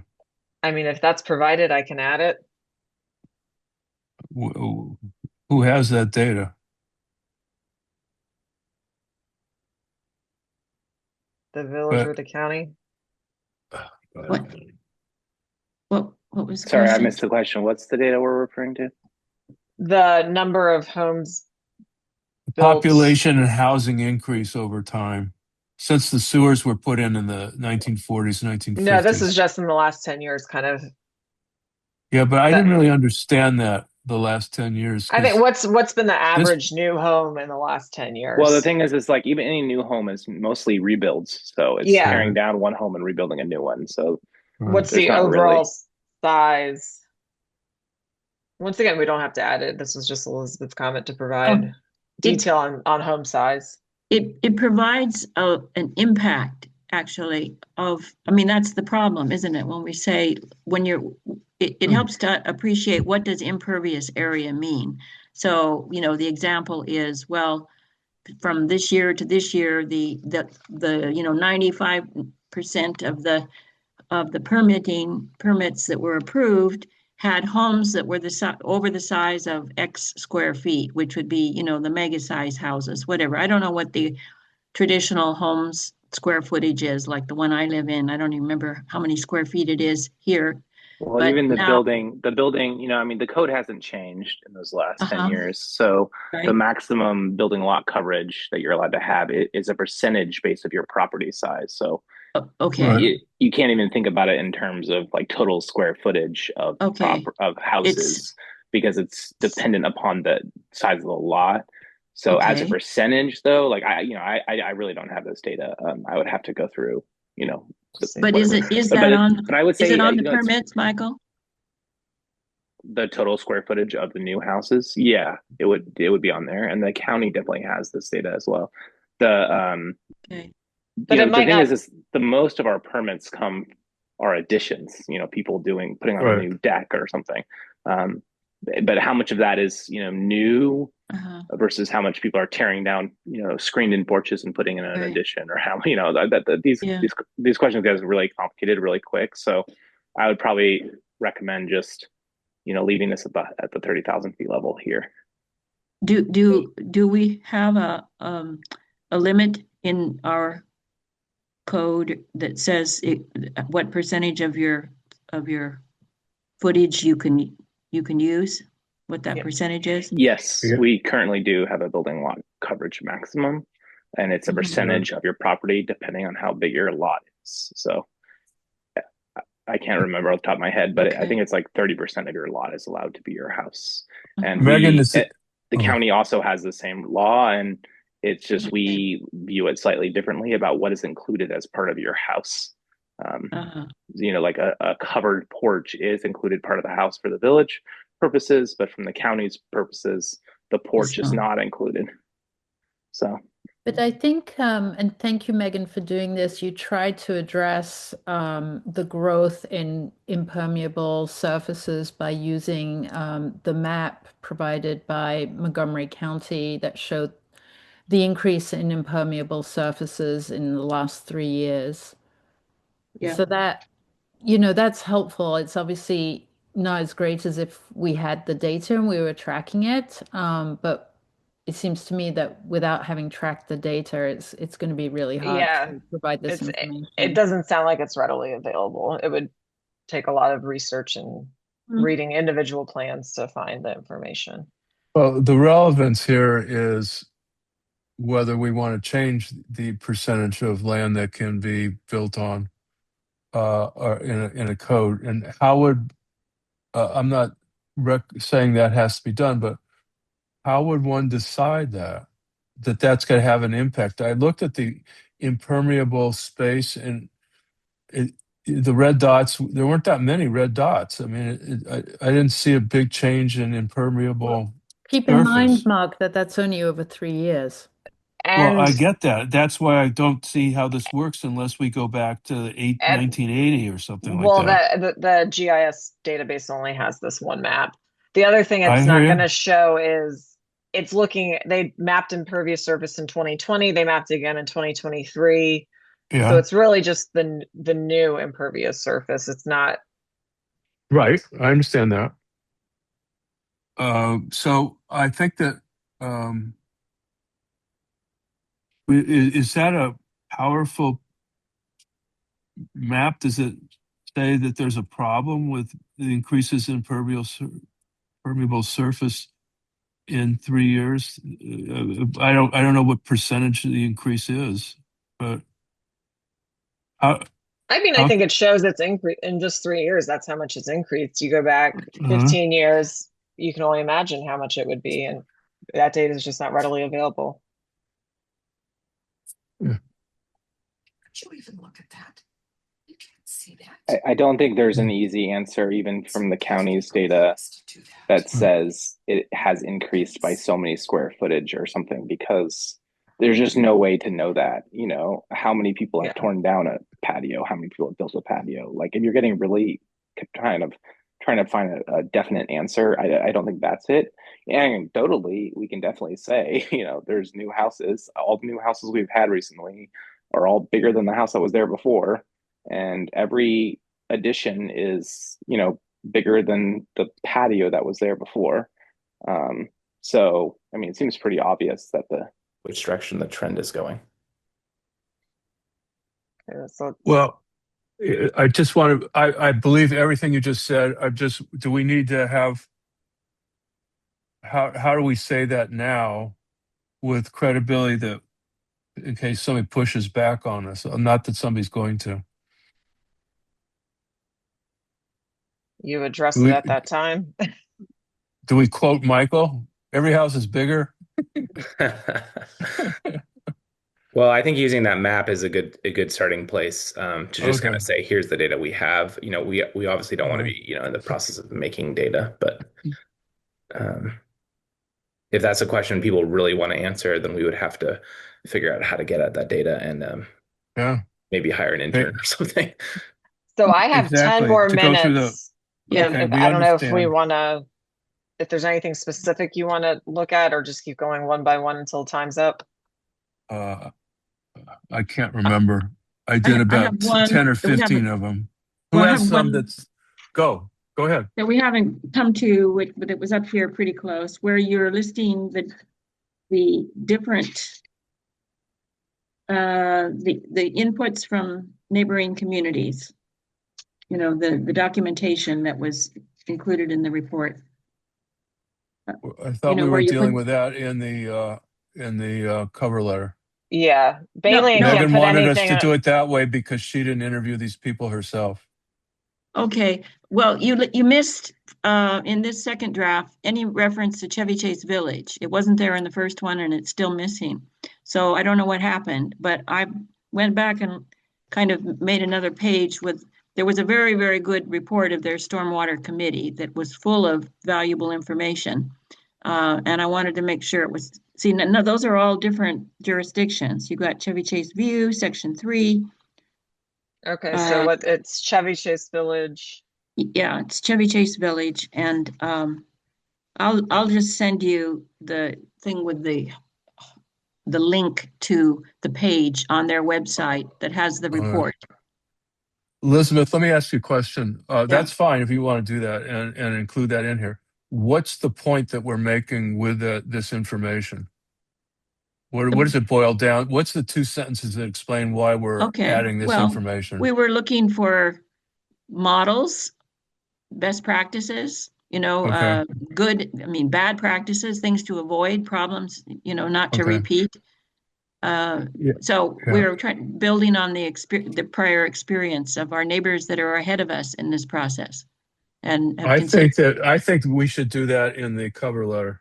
Okay, that's fine. Are you okay with that? Yeah, and I agree why Megan would say that also, because you didn't do the interviews yourself. So you're Right. absolutely right. All right. Yeah. Okay. Good. It was part of So our let's see preparation. let's see what we can get done in the rest of Megan's 10 minutes, which will make my wife happy. The printout shared by Somerset, it was my understanding that the task force was going to request the new list of permits that Oh. had variances. Okay, if you tell us how to do it, we'll do it. We don't know how to do it. I don't either. I've never done it. My guess is Well- it might be a public information request. Well, Somerset did it. Is there somebody over there that can tell us how they did it? I can have Chris reach out to them. Would you please do that? Yeah. And then one of the five of us will do that and get it in time for the presentation at the council at least. All Okay. right.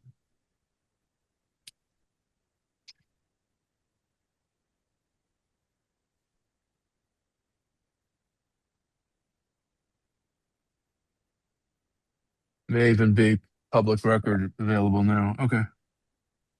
And then what's next?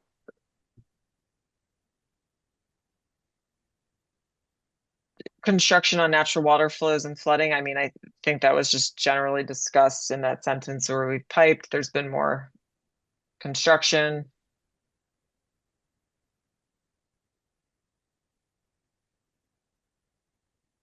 And it just has to be, as Michael was saying, that 30,000 level of, there's been more home development, and it's with the increased stormwater runoff, flooding has increased. Yeah, it's sort of anecdotal, but I get what you're saying. All right. But I we mean, may have without this past history, like it wasn't in our scope of work, but even if it was, we would need like certain year data to then be able to evaluate how it's affected stormwater. Well, that's the hard part because and I was wondering about, I've been thinking about that with regards to oversight. If you tell somebody that they can't increase stormwater discharge onto other land, what's your base number that you're working from? Nobody has one. So how does an engineer even make that? There is a basis. You're supposed to restore your lot to woods in good condition, they call it. And that's by implementing the full ESDB, environmental site design volume. And a lot of the homes in the village are getting waivers, so they're not meeting their ESD volume. Therefore, they are increasing runoff. ESV? ESDV, environmental DV. site design. And then the V is Okay. the V is a subscript. Okay, if you could please send us that site, because we're probably gonna have to present that to the council at some That's point. in the MDE and county stormwater code. So when the county is allowing these waivers or variances, Okay. they're not meeting the requirement, therefore runoff is increasing. And the Okay. one plan I saw, they said this is just charging to the right of way. This isn't going to do there. And there was a statement that it wasn't going to adversely impact the adjacent properties. And I looked at it for 30 minutes, but my initial thought is I don't agree with that statement. Right. So that's Okay. where it's on the engineer for that site. And that's where the village, if they had their own engineer, they could do their own review and really ensure that the intent of the code is being met. So what we're gonna want is that the engineer report comply with these standards. Correct. I got it. And then another engineer can say, yeah, they comply or they don't comply. All right, I got it. Correct. I wrote it down. Okay, so moving on. We already talked about the map. Impervious area, and then I had the same comment about something else, but move on. Okay, and then self-hepper, why self-hepper? Yeah, I don't think we need to get into that one. Okay. History of task force work, we'll deal with that in the cover letter. Okay. Okay. So we can move forward.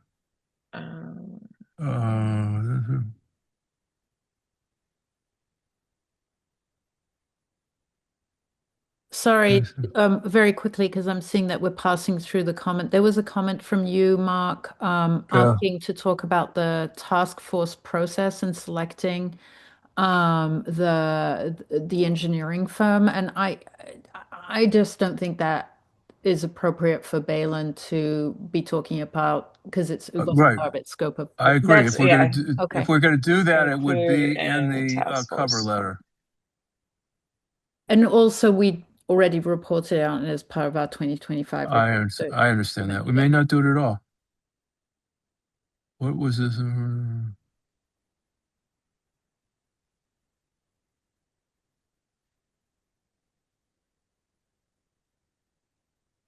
I don't follow your comment. I've actually changed my mind about that comment. Just kill it. Okay. I wrote it before I had read everything. Okay. All right.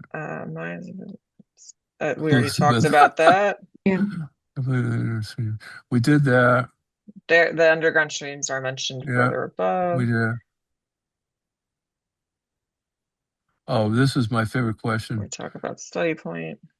If we're talking about this thing working in the future, do we want this system to work for 10 years or 30 or 50? Where is 10 years? I don't know. So this is I talked As about a this in the 10-year first storm. public meeting. And Yeah. so we model we can add this in language. We model the 1, 10, and 100 year. The 1 year is Right. your more kind of typical rainfall event. So you can kind of see how everything will function for a standard rainfall. The 10 year we model because that is what the design guidelines require, new storm Understand. drain systems. So then we model the 10 year to make sure we're meeting current design guidelines with the projected storm flows. And then the 100 year is those flashy storm event, either a long rainfall over 24 hours or a flashy thunderstorm. And so we model Right. that just to see how things are going to function in that scenario. Right. I thought that was particularly important because Azar told us that that's what we were seeing more of, more frequent 100-year storms or Yes. or And it's 10. a lot of, Yeah. and we had talked about this, I think, in the last meeting, where when Mhm. you do these individual sites, you could maybe have the engineering firm look at the feasibility of designing for the 100 year.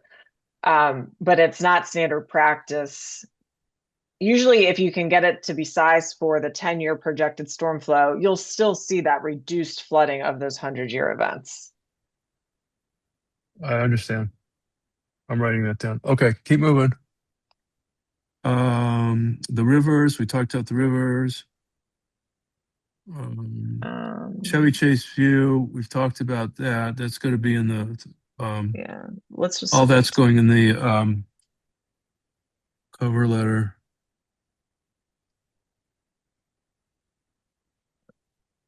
That's me, the way I like to write, which is continuously tell people where they are in the process and what's next and where this is leading. All right. The study points, you did explain them. they're delineated in the drainage area map, which one of Right. these full page figures shows the map, and then there's also more details in the appendices. You provided some discussion of how they were selected, but Yeah, and we added the definition. right. But I don't think we need to report how each one was selected. You told us what the methodology was. Does anybody want more detail about these points? So here's the No. map that shows Mhm. each study point and then the Yeah. drainage areas to them. Right. Okay. All right, let's Right. move on. Unless somebody disagrees, I think that's enough. That we talked about. We want to talk about the orange pipe. Yeah. Okay. We're going to define CFS. We talked about that. Okay, fine. Good. Just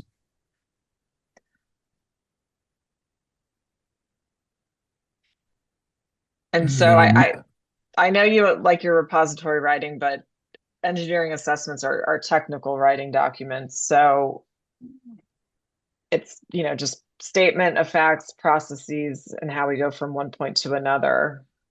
But the problem is that engineers can follow going from one point to another, but we can't. And these reports, we try and break it down as much as possible. And that's the point of the public meetings and these conversations. So I can, any questions I can explain, it's easier to kind of explain verbally versus trying to No. break it out in writing. Well, you know what? You could do 2 paragraphs in the executive summary saying how each thing leads to the next. What each thing does, each one of these pieces does, and how it leads Okay. to wherever you're going. And you don't have to do lawyer writing. Okay. We already defined study point. Yeah.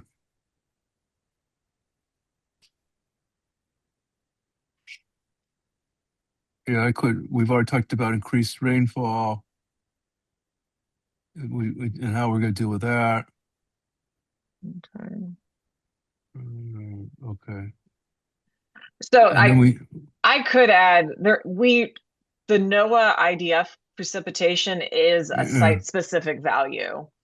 The Right. Mid-Atlantic region, it's the acronym MARISA. It's the group that came with the climate change projections. And I did a screen share with Michael. So the county has a gauge, and so the entire county has this projected rainfall So information. why don't we say that? I will add that language. That's what I was saying. Right. That's going to make people happy. And Megan, even that link to that website that has some of those maps, I thought that was super interesting. Okay.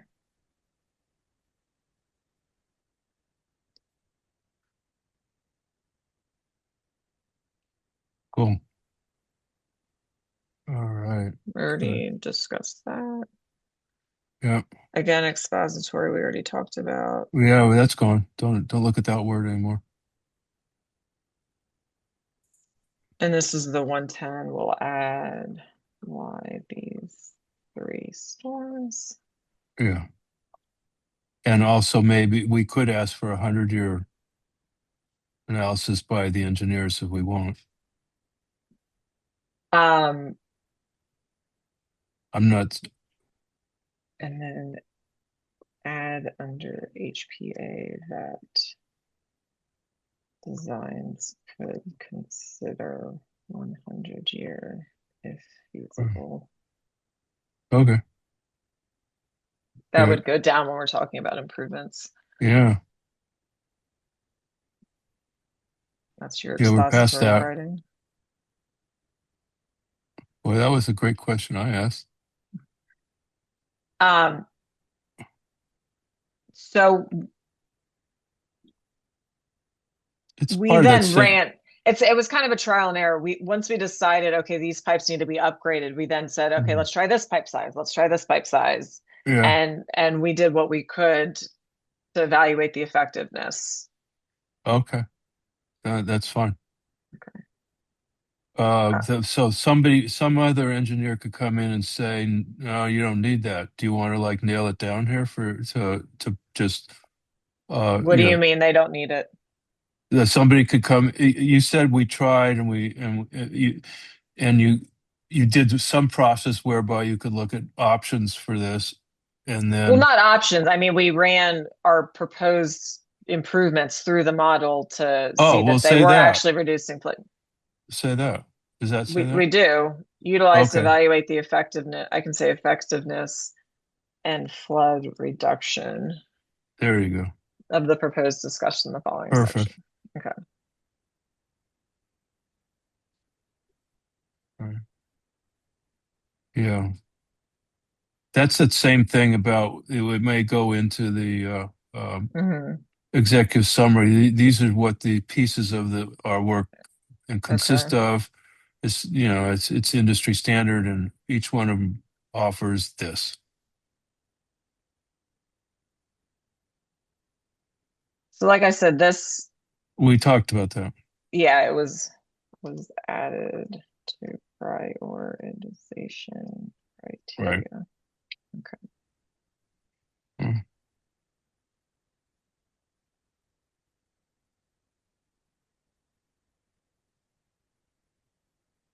So dual benefits is that's not defined.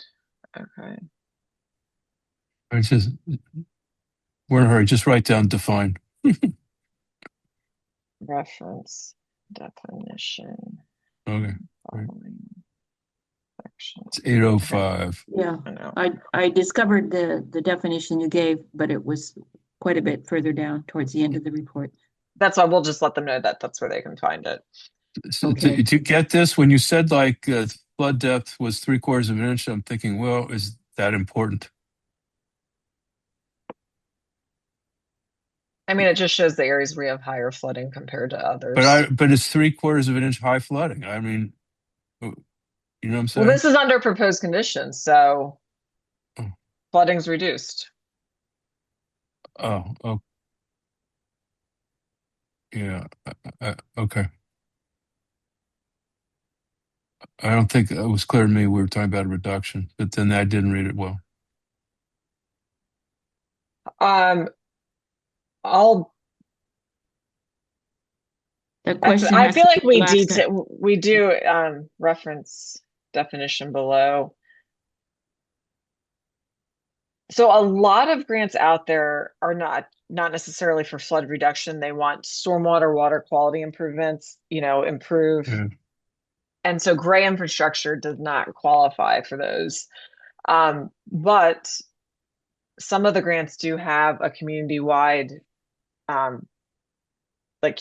grants. So I know other jurisdictions, they do propose their gray infrastructure, but then they also have their green infrastructure in it. So once you start implementing Mm. your outreach program, if you get enough residents on board saying they're going to put in these BMPs, you could look at it as a community-wide approach. Uh-huh.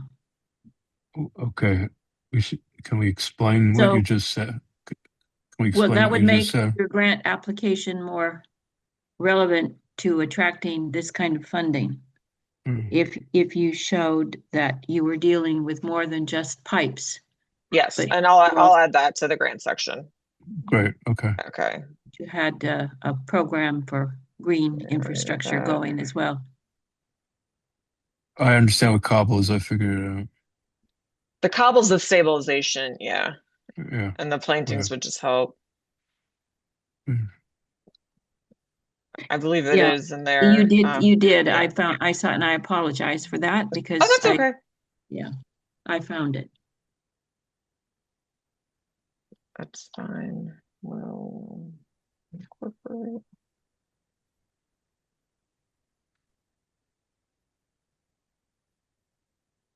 We did add that. Mhm.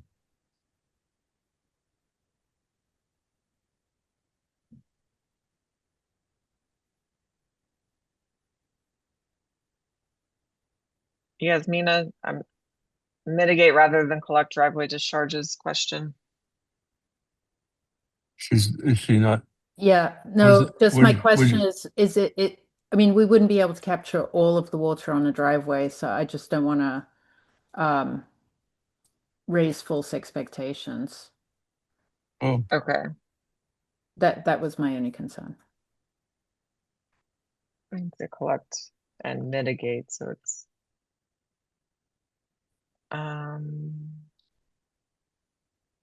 we've already talked about that. We did talk about that. I think that's it. yeah. Wow. Before we go, there's something really, because we have to go. It's okay. All right, but they- we're wrapping up. How are we going to confirm the date for the meeting for the public, the presentation of this at our next with residents? I'm just Can we do gonna, it by email? Just say, these are the dates we're available. I can Michael- access. Michael, we can pick a date by email, can't we? Yes, absolutely. And I would say, please include me in that discussion because I can Well, yeah. pick out some other dates that Yeah. other things are happening around the village. So, You're our ex officio member. and the other thing I'll say is I executive. really want to promote this event. So whenever it's happening, Yeah, the sooner we have it on the calendar, the better, because Yeah. I will start promoting it, especially in the I news agree. and things. So So- the next thing that happens is that Megan cleans it up. And then maybe we look to see if there's any typos or stupid stuff in it, which I think will be very unlikely. And then we set the date like a month out. Does that make sense, Michael? Yes. I Okay. say a date in Does February. it, do you guys, well, Megan, how long is it going to take you to get this ready to rock? I mean, Grace doesn't have too much going on, Give but yourself a few extra days. Don't make me I would crazy. like a solid 2 weeks if possible. Fine. Okay. So that's approximately when we'll see it. And then Michael, as soon as we have it, we'll tell you, and then we'll start like emailing for a date about a month out. Well, Yeah, 2 weeks from today is the 4th, so Yep. anytime after that we could be ready to go. Okay, that Okay. sounds great. I mean, Anybody have any other comments? no, I was just going to say maybe, I mean, if we feel pretty good about where the report is now, we could try and set a date now, I don't want to rather than do that. waiting 2 weeks. I don't want to do that. I want to see it. And then The council 'cause meeting that month, dates- February, Michael, The council Is it- meeting is the third Thursday. It's the 19th. it is Mhm. the 19th. Okay. all right. But Megan's needs 2 weeks. Then we're going to set a date. I do have a also, question, we Megan. have to draft. Remember, guys, we have to draft the cover letter. not for the public meeting. No, but we have With- to like start putting it together. So it's Yes. it as not a decision, but like at least a project. And so I need to work on my part. Yasmin is working on her part. I'll figure out if there's any other parts and let you Well, guys know. How You, long? you know like- what I'd like you to do, Elizabeth? I'd like to see an outline of that, actually. Right. And so I'm going to put together an outline, but then I'd like Okay. you to write the intro Oh, and set it up. And then we'll plug and play into it. Does that make sense? I don't know. I'll have to see. Because you're really good at this stuff. Not sure, but anyway, that's why an outline of the whole thing would be helpful. What you expect to accomplish from it. I'll have an outline to you guys in a couple of days. And I'll echo what Mark said, Elizabeth. I do think you're really good at this. Right. No, I've no, seen you thank work you. on two Thank you different for your committees, confidence. Well, How earned. long do we It's- anticipate that meeting lasting? And are we expecting that meeting to be a in-person meeting or on Zoom? What do you suggest? Zoom is definitely easier for people to come and maybe I even know. easier to present. Whenever we Yep. do in-person meetings, it really means you're running two different meetings. One for the meeting people in the room, and they complain about the audio and stuff, and then people online complain All about right, it. so that sounds like a Zoom meeting. Does anybody in the on the task force have a problem with that? No. No, A at lot- all. Oh. And I'll send an email to everyone, but I've tried to free up my schedule to make it a little easier. So sorry, I've been Okay. a block on that. Thank you. Well, people, you mean you have a life other than this committee? I'm shocked. Do we All have right. an All right. anticipation on how long that presentation will be, Megan? We normally aim for about 30 minutes, so that way it gives plenty of time for questions and answers. Yeah, and hopefully we get a good turnout and plenty of discussion. So good. So we'll anticipate like our standard 2-hour meeting, Michael. Is that the point? Yeah, or we can just let it go on as long as you want. Oh, Cut it man. off whenever. Usually we do, especially if we anticipate contention, which I don't know that that'll be the case. There are hard cutoff with the opportunity that they have another X amount of days to provide comments and questions in writing. Right. I'd prefer that. I prefer Yeah. that. If people are told they've got to get it done in 2 hours, that gives me as the chair the ability to help people shorten their time and for people to be considerate of other people. Will people have the opportunity to review this long 100-page report before that meeting? Yes, I So think in they that should. case- Yes. In that case, they might be coming with prepared questions or something. So That would be the best. on That'd the be good. invitation, then in the newsletter or wherever it's announced, it would have a link to it. Is that how it would work? Absolutely. Yep. We would be advertising it like we do all of our meetings, but I would like to even go above and beyond and send a couple extra invites. Okay. Yeah. Yep. It'll still say draft on it, right? Yes. Mhm. Yes, it is the draft report until you present it to the council. Exactly. Okay. We have Excuse- one brave resident who's had Yes. her hand raised Hand. for a while. I was just Wait gonna a say minute. the same Wait a thing. minute. Are we done with our business so we can turn it over to like the civilians? Okay, Marty, you're on. I want to start by saying thank you to everybody on the Zoom because I think you're doing terrific work. And even though I haven't actually seen the document except on this Zoom and the last one, I was able to follow what you were talking about. So clearly this Wow. is in good shape already and is going to be in better shape. So thank you, everyone. One specific thing about the groundwater. Um, it varies a lot by time of year and how dry things have been. And when the developers do their soil bores, they can get really false readings if it's been like an unusually dry period, like we had a drought on. And part of the problem on Cummings with those houses flooding their neighbors is that the engineer did the soil bores in a dry period. And as soon as it rained, the underground sand levels that are the underground streams filled up with water and dumped it all over the neighbors. I know how much that groundwater varies because in my yard is a 150-year-old well, and the water level in that well depends on rainfall. It's 40 feet down because I'm at the top of the hill, but it really varies. And so that whole issue of groundwater, I think that Megan was right. It's very hard to calculate it, but where that water table is can really vary. And I think one of the things to think about putting in our ordinance, in our building code, is that the developers have to do multiple soil bores over a period of time. Because if they just do it in August when it hasn't rained for 3 weeks, they're going to get a dry result when it's not dry. Does that make So sense? developments that require water wells, it's called a wet period. You can require them to do it during the wet period of the year Okay. Well, we versus should doing put that in our multiple, just say it regs. has to be done during this time frame. That's great, Megan. Thank you for being here to answer that question because, boy, the level in that well really varies. So thank you. Um, and I think the idea of having incentives, with a stormwater tax that is administered by whoever, Martin's Additions preferably, and that we could give people, prorated by percent of lot coverage and give people rebates if they do rain gardens and other mitigation. I think that also is something that should go into the regs eventually and into your recommendations. And last but not least, I want to thank you for adding some weight to the bus stop corners. And, because I mean, human safety is not just flooded basements; it's 6-year-olds getting washed away. So thank you very much. And Of again, I course. just am so impressed with your work. I can't even begin to tell you how impressive I think you all are. Thank you. Thank you. It's great to be appreciated. We all need it. All right, so I'm seeking a motion to adjourn. I just want to say, before I say that, I'll make the motion. I wanted to thank Megan for this draft because I actually Yeah, enjoyed reading it. It was maybe it's because I had the first draft to go through, so it was the all second right. time around. But this time, all of the questions I had last time you seem to have put the answers there or put them in the context that I was missing. So I wanted to thank you for that. I thought it was a really significant improvement over the last version. Okay, thank you.